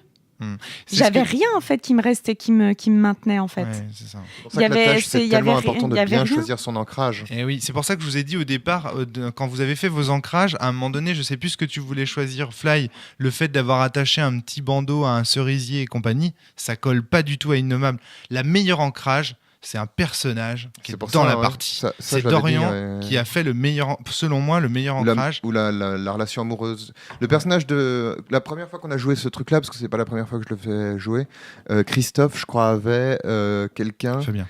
par Skype. Et il restait en contact avec sa copine par Skype. Et il lui parlait, il lui jouait de la musique. Et à la fin, la musique lui permettait de parler aux étoiles. Mais à mon avis, l'ancrage, c'est un point hyper important du jeu, qui est justement sur les conseils et tout ça, peut-être pas assez développé. Et si tu veux vraiment t'amuser à ce jeu, je pense qu'il faut vraiment prendre un perso comme ancrage, ton fils, ta femme, et pas un autre PJ Ton chien, surtout. j'ai déjà eu ça, ton chien. Pas un autre PJ. un autre PJ, Ça c'est fait bugger impossible. le système. Dans Dorian. l'ancrage de Flavie qui était la science, Ah, ça, c'était intéressant. l'ancrage de Fly, ouais. Ouais. Ah oui. C'est- Il y a que eu moi, cette confusion à un moment donné J'aurais aussi. fait partir autrement. C'était le profil d'Anna Scully pour moi un peu aussi l'ancrage. Ouais, c'était. D'accord, ouais. Ça peut le faire aussi. Fly, tu voulais ajouter quelque En chose? fait, moi, je l'avais pris pour ça. Et il y a plein de scènes où j'ai dit je vais chercher des trucs, je tape sur mon PC et tout. Et c'est un fait que tu n'as jamais joué de moment où tu m'en faisais chier Percuté. avec mon ancrage, quoi. Parce que je pense qu'aussi tu l'as confondu avec l'ancrage de. Ouais, il y a un de moment Manu- donné où il y a de eu une Manu. confusion. Ouais. Ouais, j'étais pas tout à fait clair. D'habitude, c'est moi l'amour de la science, c'est ça. Bah, c'est vrai, ça a dû jouer dans la confusion de, de Fabien, je pense. Donc ça, c'est important, préciser la façon dont les ancrages interagissent dans ce jeu, il faut en faire l'expérience, je pense que c'est intéressant. Maxime? Un petit truc à préciser, c'est qu'on a joué vite. Hein. Tu pensais que Fabien nous avait dit Ouais, on va jouer, ça va prendre 4 je suis heures. d'accord, La ouais. partie a fait 2h30 quoi. On a. Ça, je vous l'avais dit. Moi, hein. ça a toujours été mon temps. Là, c'est la partie d'Innommable la plus longue que j'ai Je jamais crois faite. aussi, ouais. Moi, à chaque fois, ça n'a pas dépassé 1h30. Moi, c'est une partie effectivement qui s'est passée très vite et parfois frénétiquement aussi, ouais, je suis d'accord. Je pense qu'en effet, c'est ce qu'on disait, ça manque de certains conseils. Que ce soit pour le rôle du MJ, parce que. Et pour les joueurs aussi, voilà, ce que j'allais dire, c'est que ça manque d'exemples d'utilisation des dés, ça manque d'exemples de quoi raconter à quel moment. Parce que je pense que Christophe, il a très clairement dans sa tête l'idée des propositions qu'il aimerait voir entendre par les PJ ou des bonnes parties d'Innommable qu'il a pu voir jouer. Je pense qu'il faut qu'il décrive. Je pense que ça mérite des exemples. Non, je pense que Christophe, il reviendra pas sur ce jeu. Oui, non, mais peux s'il l'inviter voulait, à faire, ouais. s'il voulait, ça manquerait Sur le site des de- exemples, quoi. Ça marche toujours bien les exemples. Personnellement, je garde la foi. Hein. Sur le site de l'impromptu, il est affiché comme un des 2 jeux de l'impromptu, le jeu en développement Innommable. Donc il l'a pas relégué dans un coin et il n'y a pas de raison de perdre espoir, homme de peu de foi. Manu, puis Flavie. Et ouais, je sais que c'est un grand classique du jeu de rôle, mais je sais pas si c'est vraiment une bonne idée de pousser à une fin avec des cultistes partout à la Cthulhu. Et c'est peut-être un jeu qui peut trouver une autre porte de sortie. Alors pour répondre tout de suite immédiatement à ça, j'avais essayé de faire des parties d'Innommable sans antagoniste. C'est pas terrible, hein. Ça patine beaucoup parce qu'au bout d'un moment. Est-ce il y qu'on a peut plus rien trouver à faire. un entre-deux où ça finisse pas en grosse baston? Je sais pas. Alors, du coup, je vais répondre aussi parce que j'avais parlé avec Christophe de ça. Et lui, à la base, il a créé ça pour avoir un Cthulhu qui marchait. Mais oui. Donc, du coup, dans un Cthulhu, tu combats un cultiste. Donc, je pense qu'il y a ça. Par contre, à côté, je trouve que ce qu'il faudrait retravailler, c'est il manque un tempo, en fait, à ce jeu.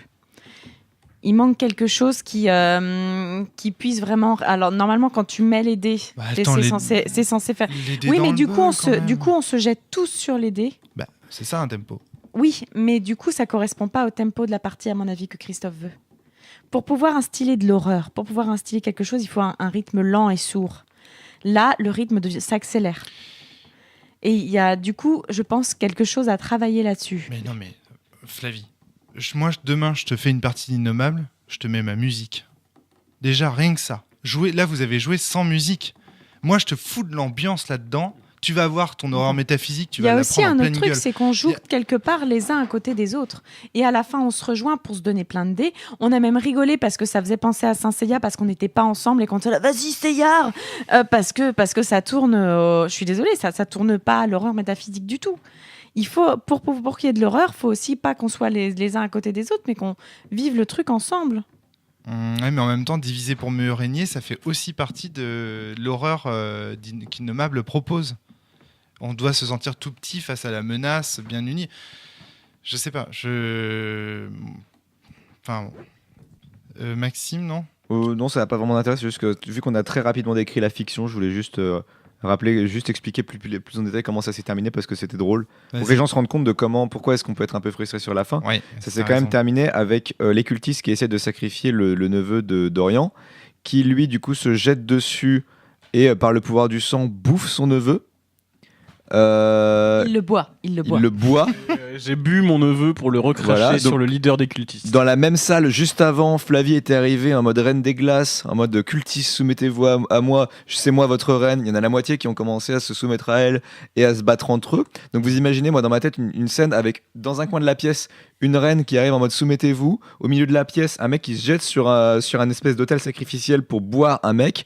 Là, t'as David qui rentre, le MJ dit qu'il y a une espèce de météorite qui arrive sur lui, et par le pouvoir du feu, de la glace et du sang donné par ses amis, il réussit à créer une barrière qui bloque la météorite, qu'il renvoie sur Enrique qui était avec lui, qui, par le pouvoir du feu, balance la météorite sur tous les cultistes, puis se jette en l'air avant qu'un dôme se referme sur lui, pour aller brûler un dieu millénaire dans les étoiles et brûler lui-même jusqu'à devenir une étoile. Et tu as même fait le geste de Superman, genre tu volais vers l'infini et l'au-delà, quoi. Voilà, c'était ça notre fin. Donc voilà pourquoi le niveau d'horreur métaphysique à la fin t'es là en mode ok.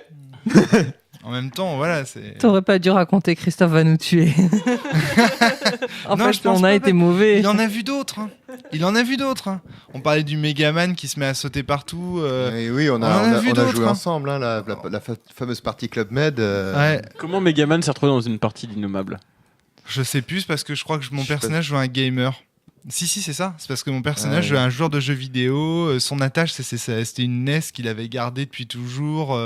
C'était un truc comme ça et c'est parti en mode. Ouais, je me souviens. Là, du coup, tu vois, il y a un côté aussi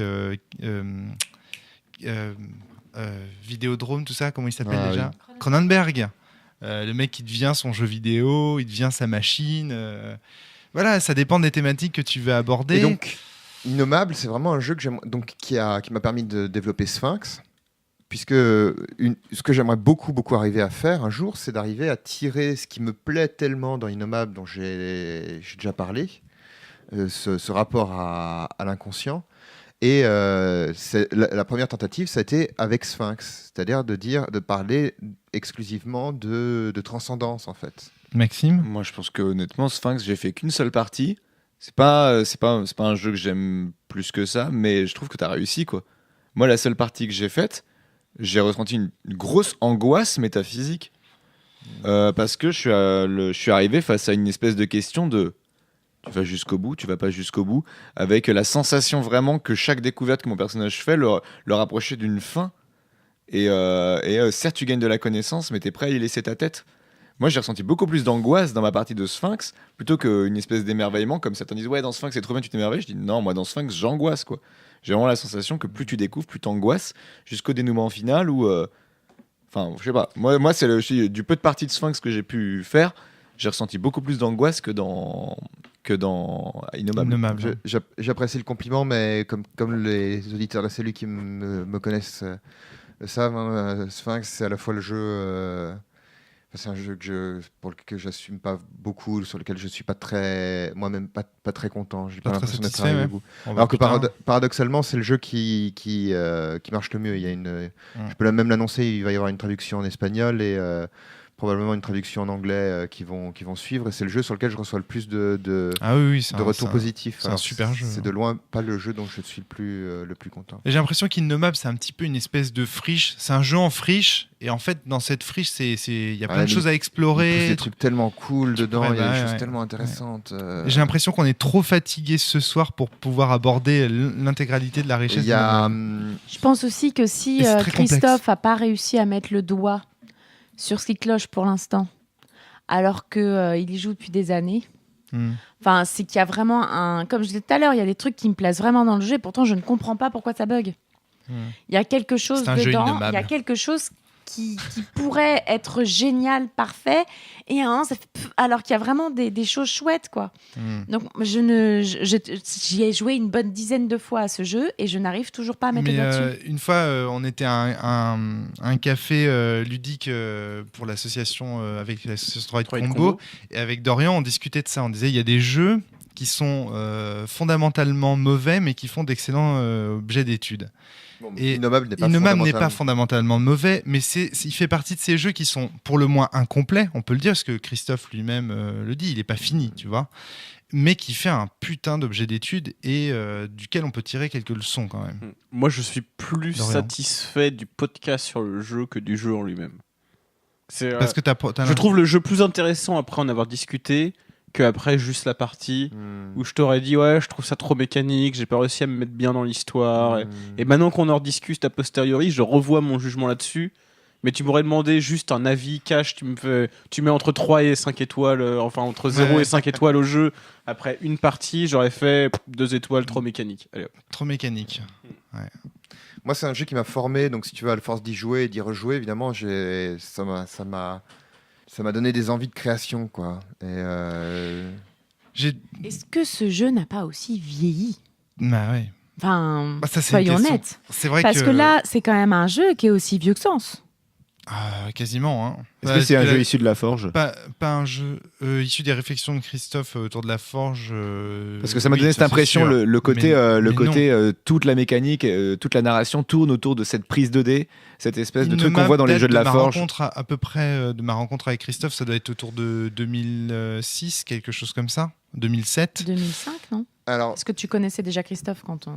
Bah non, je crois que mon inscription sur Salon de Drift c'est 2006. Mais alors que Sens c'est plus vieux encore, il date des années 2000. Je comprends la réflexion de Fly, et c'est vrai que moi par exemple, des jeux comme Monostatos ou même Sphinx sont des jeux qui peut-être souffrent un peu de... Bah oui, là, c'était aussi la mode de montrer les mécaniques. Laissez-moi finir. Pour dire que c'est pas du jeu tradi, quoi. Souffre un peu d'un excès de confiance dans les mécaniques. Ça, je le reconnais volontiers. Mais en même temps, un jeu qui a vieilli, oui et non, parce que je connais pas de jeux qui permettent de faire aussi bien Innommable, tu vois, qu'Innommable. Oui. Parce que, tu vois, je dirais un jeu qui a vieilli, ok, s'il avait été dépassé. Mais à l'heure actuelle, je connais pas de jeu qui a réussi à dépasser Innommable. Non, alors, qu'est-ce que tu appelles faire du Innommable ? Parce que moi, je trouve ça obscur, là. Maxime, tu dis... non, mais même question que Flavie, parce que tu dis, je connais pas un jeu qui fasse mieux du Innommable. Mais déjà, tout à l'heure, on a dit qu'on n'arrivait même pas à lui trouver un genre. Alors du coup, c'est quoi faire du Innommable ? Justement. Pour moi, les jeux qui typiquement font exposer les gens à l'écart. C'est ce que je te disais tout à l'heure. C'est ce que je disais tout à l'heure sur la stimulation de l'inconscient, de faire appel. Shades. Ah. Il le fait beaucoup mieux, hein, je trouve. Oui, mais pas avec cette même. Pas collectivement. Pas aussi collectivement. Pas en faisant appel à l'hallucination, au rêve. Fly ? Perso, j'ai pas du tout eu l'impression de jouer avec l'inconscient durant la partie. Bah alors, pas du tout. Ça dépend des joueurs, en fait. Ça dépend des joueurs, mais il se trouve que, pour ma part, ça a pas du tout été mon cas. Je me suis pas du tout mise à nu. Il y a aucun moment où je suis rentrée dans quelque chose comme ça. Ouais, mais il y avait quand même une dynamique de vide fertile qui était pas super forte dans la partie, mais qui était quand même évidente, quoi. Pas le rapport entre vide fertile et inconscient. Ouais, moi non plus. Bah si, parce que précisément, il se passe quelque chose qui dépasse les participants. Ça te pousse à dévoiler des choses dont toi-même tu n'étais pas conscient, tu vois. Moi, à aucun moment j'ai dévoilé ça. Pareil, à aucun moment j'ai dévoilé des trucs En pas plus, conscients. Bien au contraire, j'étais surtout beaucoup plus dans la rigolade et moi j'ai utilisé. Manger des gens. Moi j'ai justement bien au contraire utilisé des angoisses dans desquelles j'ai parfaitement conscience pour m'en servir dans le jeu comme. Oui, on se comprend pas sur le terme d'inconscient alors.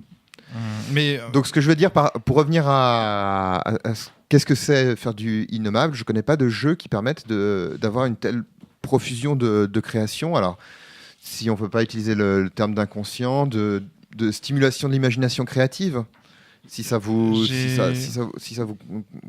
plaît mieux comme terme. Alors moi j'ai un vrai questionnement là-dessus du coup, parce que je vois ce que tu entends par profusion, il y a plein d'idées, mais ça fait partie des trucs qui me gênent dans Innommable en fait. Parce qu'à aucun moment on se pose pour en développer une. Mais alors qu'est-ce qui te plaît dans Innommable ?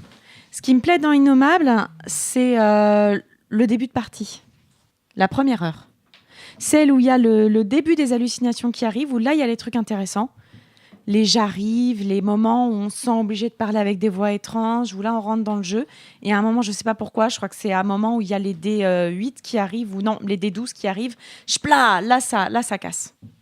Et je peux pas te dire pourquoi. Peut-être Fly aussi, ce qui casse, c'est les moments où il y a les échecs des joueurs qui arrivent. C'est-à-dire les moments où je maintiens que ce qui pose problème dans Innommable, c'est cette règle du si vous avez vous pouvez relancer les dés impairs, donc les échecs, si vous décrivez un truc peut-être que c'est simplement le passage à l'action en fait. C'est ça. Pour moi, c'est la surenchère qui fait ça. Peut-être que le fond, c'est vrai que le moment où j'ai commencé à faire ce que cherchait Christophe. Pour moi, c'est sûr. Ce que cherchait Christophe, dans le fond, c'est peut-être justement quelque chose qui devrait se passer de l'action. Si tu penses au Lovecraft, mais vraiment à Lovecraft, pas à Auguste Derleth, pas au Pulp dont parlait tout à l'heure Dorian, c'est toujours des fictions dans lesquelles il y a très peu d'action, dans lesquelles on agit très peu, on s'enfuit, on observe, on ressent, mais on n'agit pas. Et peut-être que ce que Christophe n'a pas pu sentir, mais n'a pas réussi à mécaniser, c'est arriver à faire une fiction qui reste intéressante tout en étant dans cette contemplation permanente. Ouais. Et c'est justement pour ça que Sphinx était une tentative dans ce sens-là de dépasser, parce que face aux ruines, tu peux faire que contempler. Tu peux t'enfuir un peu, tu peux... Je confirme que l'angoisse cesse à partir du moment où tu commences à sentir que tu as du pouvoir. Ouais, c'est vrai. Et peut-être que finalement, Innommable est un jeu qui s'autodétruit dans son système. Puisqu'au début, tu prends des trucs et tu enrichis la fiction, mais du moment où tu lances les dés, tu n'es plus dans la contemplation. Et même du moment où tu commences c'est cette contemplation-là qui te plaisait, Fly ? Oui, et le moment où du coup, tu te sens obligé de faire des trucs pour gagner, alors qu'en plus, dans Lovecraft, tu es censé être dépassé par l'horreur métaphysique, alors que là, tu vas pas la dépasser, tu vas en devenir une. Bon, Christophe disait lui-même qu'il savait très bien qu'il faisait plus du Lovecraft. Mais tu sais que c'est pour ça que je t'ai demandé, quand tu m'as parlé de Lovecraft au début, hors micro, la première chose que j'ai demandé, dès qu'on a coupé le podcast pour commencer la partie, c'est au fait, c'est quoi le but du jeu ? Est-ce qu'on doit défendre notre personnage ou est-ce qu'on est en play to lose ? Et la question était vraie, parce que moi, dans mon idée que j'avais d'un jeu d'angoisse et de Lovecraftienne, c'est un jeu dans lequel on va jouer à se faire un peu peur, quitte à charcler nous-mêmes nos propres persos, jusqu'à une déchéance. Alors que là, non, tu m'as dit non, vous êtes là pour gagner contre la source. Du coup, d'un coup, oui, mais ça m'encourage plus à utiliser la mécanique pour devenir balèze, et vu que la mécanique me le permet, c'est ce qu'on disait, ça tue un peu le côté angoisse, du coup. Alors après, ça demande faire les deux en même temps demanderait une grosse posture d'auteur gênante peut-être, mais je sais pas. Il y a un autre truc qui me plaît dans le jeu, c'est les PV du méchant à la fin. Je trouve ça pratique. Le fait de devoir faire tant de réussites pour y aller, il faut avoir accumulé assez de choses pour pouvoir faire la réussite. Je trouve ça intéressant. Mais du coup, pourquoi faire les dés ?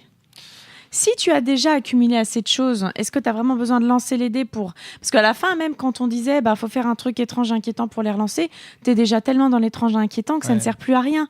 Donc, tu as déjà accumulé assez de dés en fait, pour te permettre de de juste décrire comment tu vas poutrer le truc. D'ailleurs, il y a plusieurs fois où finalement les trucs étranges et inquiétants, c'est vrai, hein, Fabien, on a dit bon, ça va, relance tes dés puisque de toute façon c'est déjà tellement bizarre. Déjà étrange et inquiétant.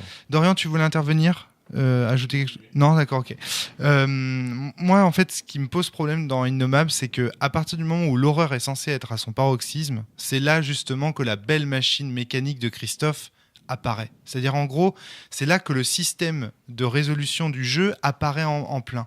Et du coup, l'horreur métaphysique s'efface parce que les dynamiques ludiques de la machine, tu vois, qu'on voit se mettre en place. Est-ce que tu vois ce que je veux dire ? C'est que les règles deviennent apparentes à la fin du jeu. Et du coup, l'horreur métaphysique contre laquelle on devrait lutter, c'est celle de la fiction. Et au final, on finit par lutter contre le jeu et les règles du jeu elles-mêmes. Je dirais même que ce qui crée de l'horreur, souvent, c'est l'inconnu. Et c'est le moment où tu nous révèles que voilà, l'horreur pour la battre, elle a 4 PV. Donc du coup, Okla, on a toutes les connaissances pour la battre, donc elle fait plus peur. Exactement. D'où pour moi l'intérêt de ne pas révéler les règles de ce jeu. Moi, si je jouais Innommable, je jouerais sans révéler les règles. Parce que moi, je suis un enfoiré qui ne révèle pas ses contrats sociaux. J'en ai rien à foutre. Je l'ai déjà fait dans Sens. Dans Innommable, je le referais. Tu peux le faire avec le consentement des joueurs en disant, je vous préviens, le contrat social est flou et vous n'allez pas connaître les règles. Et attention, vos persos, ils peuvent tout d'un coup mourir. Sachez-le dans notre partie. Point. Maintenant, non, à partir du moment où tu parles de Lovecraft, où tu dis, c'est comme dans les nouvelles de Lovecraft, t'as pas besoin du consentement des joueurs.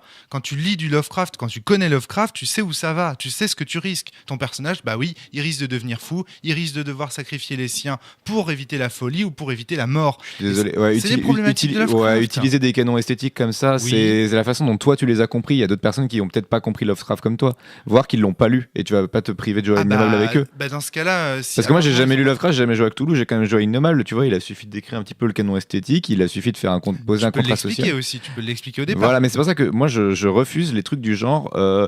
C'est bon, j'ai dit que je faisais du Lovecraft, tout le monde a compris. Je crois que c'est pas ce qu'a voulu dire Romaric quand il dit je fais du Lovecraft. Je pense qu'il suppose qu'après il va expliquer ce que c'est du Lovecraft. Pour connaître un peu Romaric, j'ai un peu plus peur que non. Ils se disent non, mais c'est bon, on sait tout ce que c'est que du Lovecraft.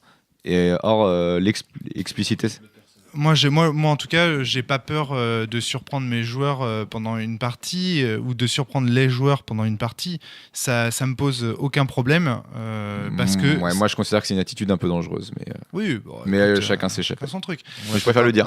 Un autre podcast à faire là-dessus. Moi, en tout cas, ce que je ne le ferai pas, justement pour la raison que je viens d'indiquer par rapport à Innommable, c'est que si tu le fais, tu révèles la mécanique du jeu et du coup, tu pousses à des dynamiques comme celle que décrivait très très bien Dorian, c'est-à-dire qu'à un moment donné, tu joues le jeu et tu ne joues plus au jeu. Et c'est ça moi qui il y a plus d'horreur possible. Il n'y a plus d'horreur possible parce que c'est la mécanique elle-même qui devient la métaphysique du jeu et qui est l'ennemi contre lequel tu luttes et non plus la source justement. Parce que dans les règles sociales qui ont été posées, le fait qu'à n'importe quel moment on puisse avoir l'information au nombre d'outrages où on en est, dans quel état est notre ancrage aussi. Ça pousse à ça là. J'ai regardé quand j'ai dit oui, je sacrifie mon ancrage et que je suis revenu dessus. C'est que je pensais que j'étais à 4 outrages, j'étais qu'à 3, donc je fais non, je prends un dernier outrage en fait. Dernier point, et j'en finis là-dessus. Moi, ce qui me fait un peu peur avec ton discours, Maxime, c'est que du coup, j'ai l'impression qu'on s'autorise plus à être bouleversé, quoi, en fait. Parce que le but d'un jeu comme ça. Tu peux être bouleversé en étant sécurisé. Non. Si. Non, ça j'y crois pas. D'accord, j'ai raison. Ok, très bien. Moi, je ne crois pas du tout à ça. Moi, je pense que si on veut être bouleversé, on doit savoir se mettre en danger. Se mettre en danger devant des films, se mettre en danger devant des livres, se mettre en danger devant des idées, se mettre devant en des danger, gens, mais pas n'importe comment. Par exemple, dehors de sa zone de confort. Tu peux te mettre en danger, mais par exemple, moi, quand je me mets en danger, c'est qu'autour de la table, je n'ai que des joueurs que je connais, avec qui je sais jouer. Oui, voilà, c'est ça. Et c'est du jeu de rôle, quoi. Non, parce que tu joues pas forcément avec des gens que tu connais, tu joues pas forcément avec des gens sur qui t'es sur le même pied d'égalité, qui sont capables de faire la même chose que toi. Donc il faudrait dire que Innommable est un jeu un peu comme Sens, qu'on ne peut jouer qu'avec des amis ou des gens qu'on connaît bien. Bah, c'est important dans ce direct de jeu, ce genre de choses. Moi, je suis désolé. Oui, mais on n'a pas les mêmes dynamiques et on va pas aussi loin quand on est avec des gens qu'on connaît pas. Bah, tu peux avec je suis désolé, mais moi, quand ça m'est déjà arrivé à gêne avec des inconnus d'aller très loin. Pourquoi ? Parce qu'on a défini un contrat social assez clair et qu'on a fait des ateliers pour se mettre en jambes. T'es pas obligé de connaître les gens par cœur pour pouvoir te lâcher. Tu peux aussi avoir, mais ça on le fera, on en parlera dans un podcast. Pour un prochain podcast. Mais ça, je peux démonter tes habitudes de bourgeois qui fait son JDR à papa chez lui avec ses mêmes amis depuis 20 ans, avec plein d'exemples. Pas de problème. D'ailleurs, ces 9 saisons de la cellule auront bien montré que c'est toujours avec les mêmes amis que je joue au jeu de rôle. Moi, pour conclure... moi, j'ai d'autres petits points, mais après, je t'en prie. Est-ce que vous n'avez pas trouvé par moment que vous étiez incité à ne pas agir par ce jeu ? Un peu comme dans ce podcast où chacun est incité à ne pas prendre le micro. J'ai cru comprendre à un moment que, de toute façon, les actions, les jets de dés, c'était un peu laissé à la discrétion de Fabien. Moi, au bout d'un moment, j'ai interprété les règles un peu comme ça en me disant je décris ce que je veux faire, je décris ce qui se passe, etc. Et pour lancer les dés, lancer les actions qui peuvent échouer, etc., je verrai ce qu'on me dit. Ouais, je suis assez d'accord. Moi, c'est une sensation vraiment que j'ai toujours eu dans Innommable. J'ai toujours eu l'impression qu'il fallait adopter la position d'Emmanuel dans cette partie. C'est-à-dire en faire le moins possible. Non, parce que si on ne fait rien, il se passe rien. On est autour d'une table pour qu'il se passe des choses. Et deuxième chose, il nous a dit dès le début de la partie, Fabien nous a dit mais si vous voulez, vous pouvez vous enfuir. En fait, même s'il nous a mis des bâtons dans les roues pour s'enfuir, si je disais je prends une voiture, je me casse, à mon avis, Fabien m'en aurait pas empêché. Juste mon perso faisait plus partie de la partie et je filais des dés aux autres. Mécaniquement, il mourrait. Ouais, mécaniquement, il meurt, mais c'est une option. Hein. Si tu veux mourir pour juste filer des dés ensuite aux autres, tu peux. Du coup, je me suis pas senti. Très bien. Au contraire, même il faut avancer pour. Ok, très bien. Non, c'est. Et du coup, à partir du moment où tu sais que quand tu avances, tu peux aussi être blessé, est-ce que c'est pas ça la mécanique de safe word ou de sécurisation qu'on peut trouver ? Non, rien à voir. Pour moi, rien à voir. Très bien. Donc, je ne comprends pas, c'est problématique. Moi, c'est un truc aussi que j'ai vu dans la manière dont tu as joué. Moi, j'ai trouvé ça assez compartimenté entre les histoires qu'on racontait les uns les autres au final. Et ce que j'ai trouvé, du coup, qui se passe aussi, d'un point de vue, moi, de ce qui se passait dans ma tête tout au long de la partie, c'est j'étais dans mon délire anthropophagie depuis le début, dès le premier souvenir, et du coup, je me suis dit, je vais voir où ça me mène, je vais pousser le truc au bout, et si ça fait perdre la partie à tout le monde, qu'à cela ne tienne. C'est le deuxième élément que je voulais aborder. Excellent, Dorian, parce que tu me permets de faire une transition. C'est les conflits entre joueurs. Élément essentiel de tout film basé sur l'horreur métaphysique, à mon avis, c'est la façon dont la team des PJ elle-même va réagir à cette horreur en s'entretuant. C'est le cas dans des aliens, c'est le cas dans des films de zombies, c'est le cas dans plein de films fantastiques. La plupart du temps, l'ennemi n'est pas dehors, il est à l'intérieur. Et dans Innommable, je trouve qu'il manque un vrai système de jeu pour tailler aussi, pour que d'autres joueurs puissent tailler d'autres joueurs, quoi. Et ça vous a manqué même au cours de cette partie. Il y a quand même eu 2 ou 3 scènes de conflits entre joueurs qui n'ont pas pu être résolues. Pardon, excuse-moi. Je t'en prie. J'ai même eu l'impression que tu les décourageais, Fabien. Parce qu'on ne sait pas comment faire. Le jeu ne dit pas comment faire. Le jeu ne dit pas comment faire, Fabien, je me trompe ? Il n'y a pas de règle, je crois pas, non. Ouais. Les joueurs doivent s'entendre. Tu nous as même dit à un moment, on s'est regardé, c'est un peu selon la logique. Le perso de Dorian a dit là je me jette sur toi, je te mets une baffe, alors que je venais de faire une réussite au dé. On s'est mis d'accord. En disant je le fais pas parce que c'est pas cohérent si t'as réussi le jet de dé, etc. Voilà. Et plus tard, je me suis quand même laissé mettre en prison parce que je considérais que là, visiblement, il a l'autorité, j'ai fait des trucs un peu de fou. Voilà, donc ça a été. J'avais poussé à cette décision aussi, souviens-toi, puisque j'avais rayé ton truc ne pas tuer. Parce que t'as tiré involontairement sur quelqu'un qui essayait de te confisquer ton flingue. Ouais, mais le reste, vu comment ça partait au début avec Flavie qui partait en mode Reine des Neiges, et moi en mode il faut que je tue l'élu des glaces. Au début, moi j'étais en mode cool, ça va se finir en mode baston de la glace contre le feu, ou un truc dans le genre, j'avais pas vraiment d'idée précise. Hein. Mais le fait que d'un coup Flavie se fasse recadrer en mode ah non, on est tous dans le même camp, j'étais là. Ah merde! Je vais pas pouvoir ni taper l'anthropophage ni la reine des glaces. Même à la fin, elle m'a donné un dé. J'étais là, non, je veux pas de ton dé à toi. Mais il y a eu un conflit entre joueurs avec Manu et Dorian aussi, un peu larvé, sur la libération de Maxime, qui n'a pas été joué non plus du coup. C'est qui a été finalement interrompu par l'arrivée, je crois, d'un PNJ, d'un Pedro. Parce que tous les PNJ s'appelaient Pedro dans la base. Non, pour moi, c'était vraiment, j'essayais vraiment d'amener l'idée qu'il pouvait se dédoubler en fait. Ouais, voilà, de créer de l'ambiguïté, de l'horreur. Je pensais même qu'il y en sur avait l'identité 12. des Je pensais qu'il y en personnages. avait 12 comme les 12 coups de l'horloge. Je pensais que tu allais nous le mettre une douzaine de Pedro. Là, Ouais. On a fait des blagues racistes aussi pendant ce jeu, confession. Ouais, pas trouvé tant que ça. Vous avez juste. C'est pas plus l'accent marseillais. Voilà, c'est ça. C'est-à-dire que vous avez. Ouais. C'était pas Oui, des blagues c'est le racistes, seul c'était accent juste que vous savez faire. des, quoi, des caricatures hollywoodiennes de certaines ethnies. Et ouais, en plus de ça, bon, c'est aussi moi ce qui m'a donné l'impression que tu décourageais, c'est qu'à chaque fois les tensions entre personnages étaient interrompues par un élément extérieur. Mais même au-delà de ça, même les unions, les alliances entre personnages, puisque Flavie a démarré tout de suite sur un créneau où on s'entendait bien. On s'entendait voilà, très, nos très bien, personnages David. s'entendaient très très bien. Et en fait, c'est pas non plus modélisé par un attachement, par Est-ce qui fait qu'on l'a pas joué par après, un heurt et par une violence quand l'un ou l'autre est mal, quoi.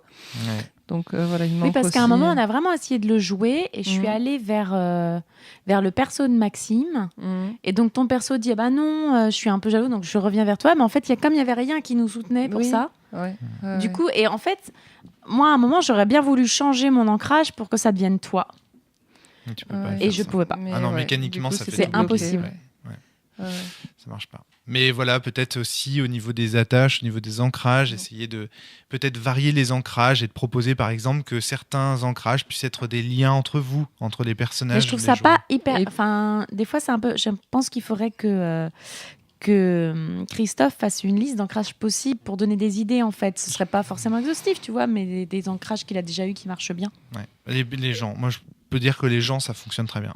Et puis, Emmanuel. ce serait intéressant qu'un outrage sur un personnage qu'on aime bien nous blesse aussi, et que, à l'inverse, un outrage sur un personnage qu'on n'aime pas puisse poser du dilemme aussi. C'est pas parce que j'apprécie pas le personnage de Dorian que je vais apprécier le voir prendre une grosse blessure ou ce genre de choses. Donc c'est pareil, peut-être qu'il peut y avoir des répercussions des outrages qui pourraient être intéressants. Ouais. Moi, il y a quelque chose encore. Allez, je rajoute un dernier truc que j'adore dans Innommable, avant de laisser Fabien conclure. C'est l'utilisation qui est faite des dés. C'est que, en fait, les dés ne sont pas utilisés comme d'habitude. Les dés, ce qui est intéressant sur un dé 20, c'est qu'il va de 1 à 20. Là, en fait, les dés, ce sont juste des pièces qui jouent à pile ou face, en fait, puisque c'est pair ou impair. Il n'y a que en fait, les chiffres extrêmes qui, si c'est 20 sur des 20, rajoutent un succès, et si c'est un 1, rajoute un point de vie pour le boss à la fin. Et cette utilisation des dés complètement anormale, je la trouve assez fascinante. Comment il a eu cette idée-là, quoi. Tu vois, c'est... Parce que c'est utiliser, je trouve, les dés d'une façon très originale, et ça, rien que pour ça, je trouve que c'est un jeu qui vaut le détour, quoi. Je vais peut-être dire une connerie, hein. Ouais. Mais quand on jouait à Saint Seiya, c'est pas comme ça qu'on lançait la pelletée de dés, on regardait ce qui était réussi. Non, tu confonds. Quand on jouait, donc pour expliquer, quand on jouait à Saint Seiya, on jouait avec le système storyteller de Vampire la Mascarade. Ouais. Et dans Vampire la Mascarade, c'est juste que les 10 valent pour un c'est succès ça. critique. Si tu as des 10 dans ton succès, ça risque de faire un critique. Et que les 1 annulent les succès. C'est juste ça. Non, les dés, au contraire, dans la mesure où tu peux avoir des difficultés 7, c'est-à-dire qu'il faut que tes dés 10 fassent 7 ou plus pour réussir, des difficultés 8 et des difficultés 9, tu utilises les dés pour ce qu'ils doivent être, à savoir des indicateurs de chiffres. Alors que là, les dés, finalement, sont utilisés d'une façon aberrante. Enfin, tu vois, c'est ça. Donc, ça veut dire que Christophe a bien choisi d'utiliser des dés et pas des pièces de monnaie, par exemple, pour des raisons... Oui, statistique, parce qu'effectivement, les chiffres extrêmes, plus le dé rétrécit, plus les chiffres extrêmes sont faciles à obtenir, mais aussi pour des raisons esthétiques. Et je trouve ça, de voir des rôlistes se jeter sur des dés, etc. Et ça, la manière dont ils utilisent les dés, j'ai toujours trouvé que c'était un truc, un charme d'Innommable particulier. Et donc, par exemple, en fait, le dé augmentait de difficulté aussi à chaque fois qu'on faisait un 1. C'était pas programmé dans ton Non, il scénar. augmente de difficulté quand tu passes d'une étape à l'autre. D'une horreur à une Ou autre. quand le MJ recycle des éléments confirme en fait des éléments des personnages. Ce que j'ai fait 3 fois. Ouais, moi je pense que, en tout cas, le truc qui m'a le plus frustré en jeu, c'est que ça manque d'une mécanique qui encourage à jouer sur le même tableau, à pas partir chacun de son côté. Je pense qu'on est quand même des joueurs assez aguerris, on s'aime bien les uns les autres, on aime bien jouer ensemble. Bon, sauf Dorian, mais bon, il faut bien un quota. Hein. Et Je sais pas pourquoi. Le quota des gens qu'on n'aime pas, c'est ça? Exactement. De rien. Voilà. Et du coup, je pense que quand même une petite mécanique qui encourage à ça, ou au moins une ligne, tu vois, une ligne de code, tu vois. Enfin, le dire aux joueurs, bon, il est possible que vous ayez des idées dans tous les sens. Vous êtes encouragé à réutiliser ce que les autres joueurs ont fait pour faire un truc, tu vois. C'est étrange, hein, parce qu'on n'est quand même pas des mauvais joueurs de jeux de rôle, je crois, et on l'a pas fait spontanément. Alors que c'est un truc que je me dis, dans la plupart des jeux, je le ferais spontanément. Je me suis dit que le MJ allait le faire pour nous, là, j'avoue. C'est parce que tu David. prends le dé pour toi. Ton dé, il est à toi. Tu le prends pour pouvoir le jouer après. Donc il est à toi, donc il te pousse en fait à faire une scène. Sauf que c'est un peu compliqué en fait d'imaginer les trucs assez rapidement. Parce que quand les dés arrivent, t'as tendance, comme disait Rome, à se jeter dessus. Donc le premier truc qui te vient, quelle est l'histoire que t'as le plus retenue ? C'est forcément la tienne, c'est forcément tes idées que t'as retenues le plus. Ça joue. Dorian. Après, comme il s'agit de mettre des idées, des images dans le pot commun pour reprendre des images que j'ai déjà entendues par ici, c'est vrai que moi j'ai tendance un peu à faire le forcing sur mes idées dans les cadres comme ça aussi. Et par effet de répétition, tout le parfois. monde, je pense. Oui. Hein. Ne serait-ce que par effet de répétition. T'as lancé une idée, tu vas voir où elle Je va trouve t'emmener, que quoi. ma façon de voir l'histoire qu'on a eue, elle est meilleure que la vôtre. Parce qu'au final, si Oui. tu regardes bien les yeux, toi et moi, on en a eu dans nos histoires. On a eu des Maxime et Flavie. aurores boréales dans nos histoires. La glace et le feu. Moi, j'ai utilisé la glace parce que j'avais pas le choix, j'avais les yeux gelés. Toi, tu as utilisé le feu. Emmanuel, elle n'a pas pu utiliser grand-chose. Ouais. Il a utilisé Flavie. J'ai utilisé le perso de Chai, ouais. Et toi, comme tu étais le chef un peu en dehors dans l'histoire, tu as suivi ton histoire, ce qui était assez logique. Parce que c'est un capitaliste en même temps, tu vois. Le Et moment où il avait fait son sortir truc. pour aller chercher des météorites. Il y avait là. même un moment où j'avais une Il parle chanson du que je personnage répétais de régulièrement, Dorian. genre je préfère vendre des démons qu'être quelqu'un qui mange des gens. Et au final, oui, il y a quelque chose comme ça qui s'est mis en place où on n'était Ouais. pas tous sur la même longueur d'onde. Ta conclusion, Fabien, à part le fait que tu sois fatigué et que tu aurais voulu Longueur avoir- d'onde électromagnétique. Les étoiles se sont déplacées. Est-ce que tu avais des choses à dire en plus? Est-ce que Moi, j'invite vraiment les rôlistes à télécharger ce jeu qui est gratuit, qui se joue rapidement, qui se met en place rapidement. Il y a vraiment des choses très intéressantes. Et je les invite à aller se faire leur propre opinion, ouais. leur propre opinion, à aller trouver dedans ce qu'ils peuvent y trouver et à se le réapproprier. Ce jeu me fait un peu le même effet que le Dune de Jodorowsky. Tu sais, qui est ce film qui n'a jamais été achevé. Il y a eu un documentaire il y a pas longtemps qui est formidable, ça vaut vraiment la peine d'aller le voir, qui n'a jamais été achevé, mais qui en fait a irrigué toute la SF depuis les années 80-70, y compris Star Wars, y compris Matrix, me semble-t-il. Parce qu'ils ont créé tout un univers, tout un tas de... Mais ils ne sont jamais allés jusqu'au bout de leur projet. C'est pas Inabouti, mais très important. Et voilà, c'est ça. Et voilà, ce jeu me fait un peu le même effet. Ok, il a plein de trucs qui vont pas, mais il est tellement intéressant, il arrive à faire des trucs qui restent mystérieux. Et je pense que ça vaut vraiment la peine d'aller y jeter un coup d'œil. Surtout vu le temps d'investissement que ça a l'air de demander, ce que tu disais, tu télécharges, tu lis en 1 heure, 1 heure et demie, tu mets en place une partie en une demi-heure, tu fais une partie en 2h30. Je mettrai les préparations, les préparations que j'ai déjà sur mon site, comme ça on gagne du temps, disons qu'une soirée, un après-midi. Vraiment une soirée, vous emmerdez, vous savez pas quoi faire, voilà. Il vous faut quand même une chier de dés. Hein. C'est pas comme tous ces jeux de 350 pages où il faut déjà 4 jours pour les lire. 2 jours de réflexion pour digérer, puis une nouvelle journée pour les relire. C'est pour ça aussi que tu vois, Innommable m'avait beaucoup. 105 podcasts pour les comprendre. C'est pour ça qu'Innommable m'avait aussi beaucoup séduit quand je l'avais découvert, parce que justement il y avait ce côté-là d'être très très léger. Ouais. C'est un jeu qui fait en tout cas un bel objet d'étude, je trouve, pour des gens qui n'ont, je trouve que c'est un bel objet d'étude, notamment pour les rôlistes qui n'ont fait que du jeu de rôle MJ joueur un peu traditionnel, pour comprendre en quoi justement des mécaniques qui sortent de ce cadre-là, parce qu'il y a quand même un MJ, tu vois, il y a quand même une sorte de meneur de jeu dans Innommable. Comment il s'appelle d'ailleurs? Il a un nom particulier. Oui, le maître du destin, Le MD, maître du comme destin. non, ou comme le maître du donjon. Je sais que Ouais, il y a plein de blagounettes dans Innommable, notamment le fait que, par exemple, le maître du jeu a le même nom que... Les initiales sont les mêmes que ceux du meneur à Donjons et Dragons. Donjons et Dragons. Et voilà, c'est un jeu aussi pour ça, je trouve, pour des gens qui connaissent le les gardien du mythe. Le gardien du GM, mythe. Ah bah oui. Game Master, évidemment. ouais. Ouais. Donc, et en même temps, ça fait référence aussi à Cthulhu, puisque il me semble que dans l'appel de Cthulhu, le MJ s'appelle le gardien. Ou le gardien du mystère, ça dépend. Ou le grand méchant. Donc voilà. Donc voilà, moi je pense que c'est aussi un jeu qui est intéressant pour ça. Pour faire la transition entre des jeux avec des mécaniques plus impactantes, on va dire, sur ce qui est raconté autour de la table. Eh bien, merci Fabien de nous avoir exhumé ce jeu. Ça faisait longtemps qu'on voulait comme ça vous en proposer un podcast. Merci Emmanuel. Merci. De rien, avec plaisir. Merci Maxime. Plaisir d'offrir. Et puis merci Dorian. On a dit Pas de rien, on dit je vous en prie, donc je t'en prie. À très bientôt tout le monde. Ciao. Bisous. Bisous.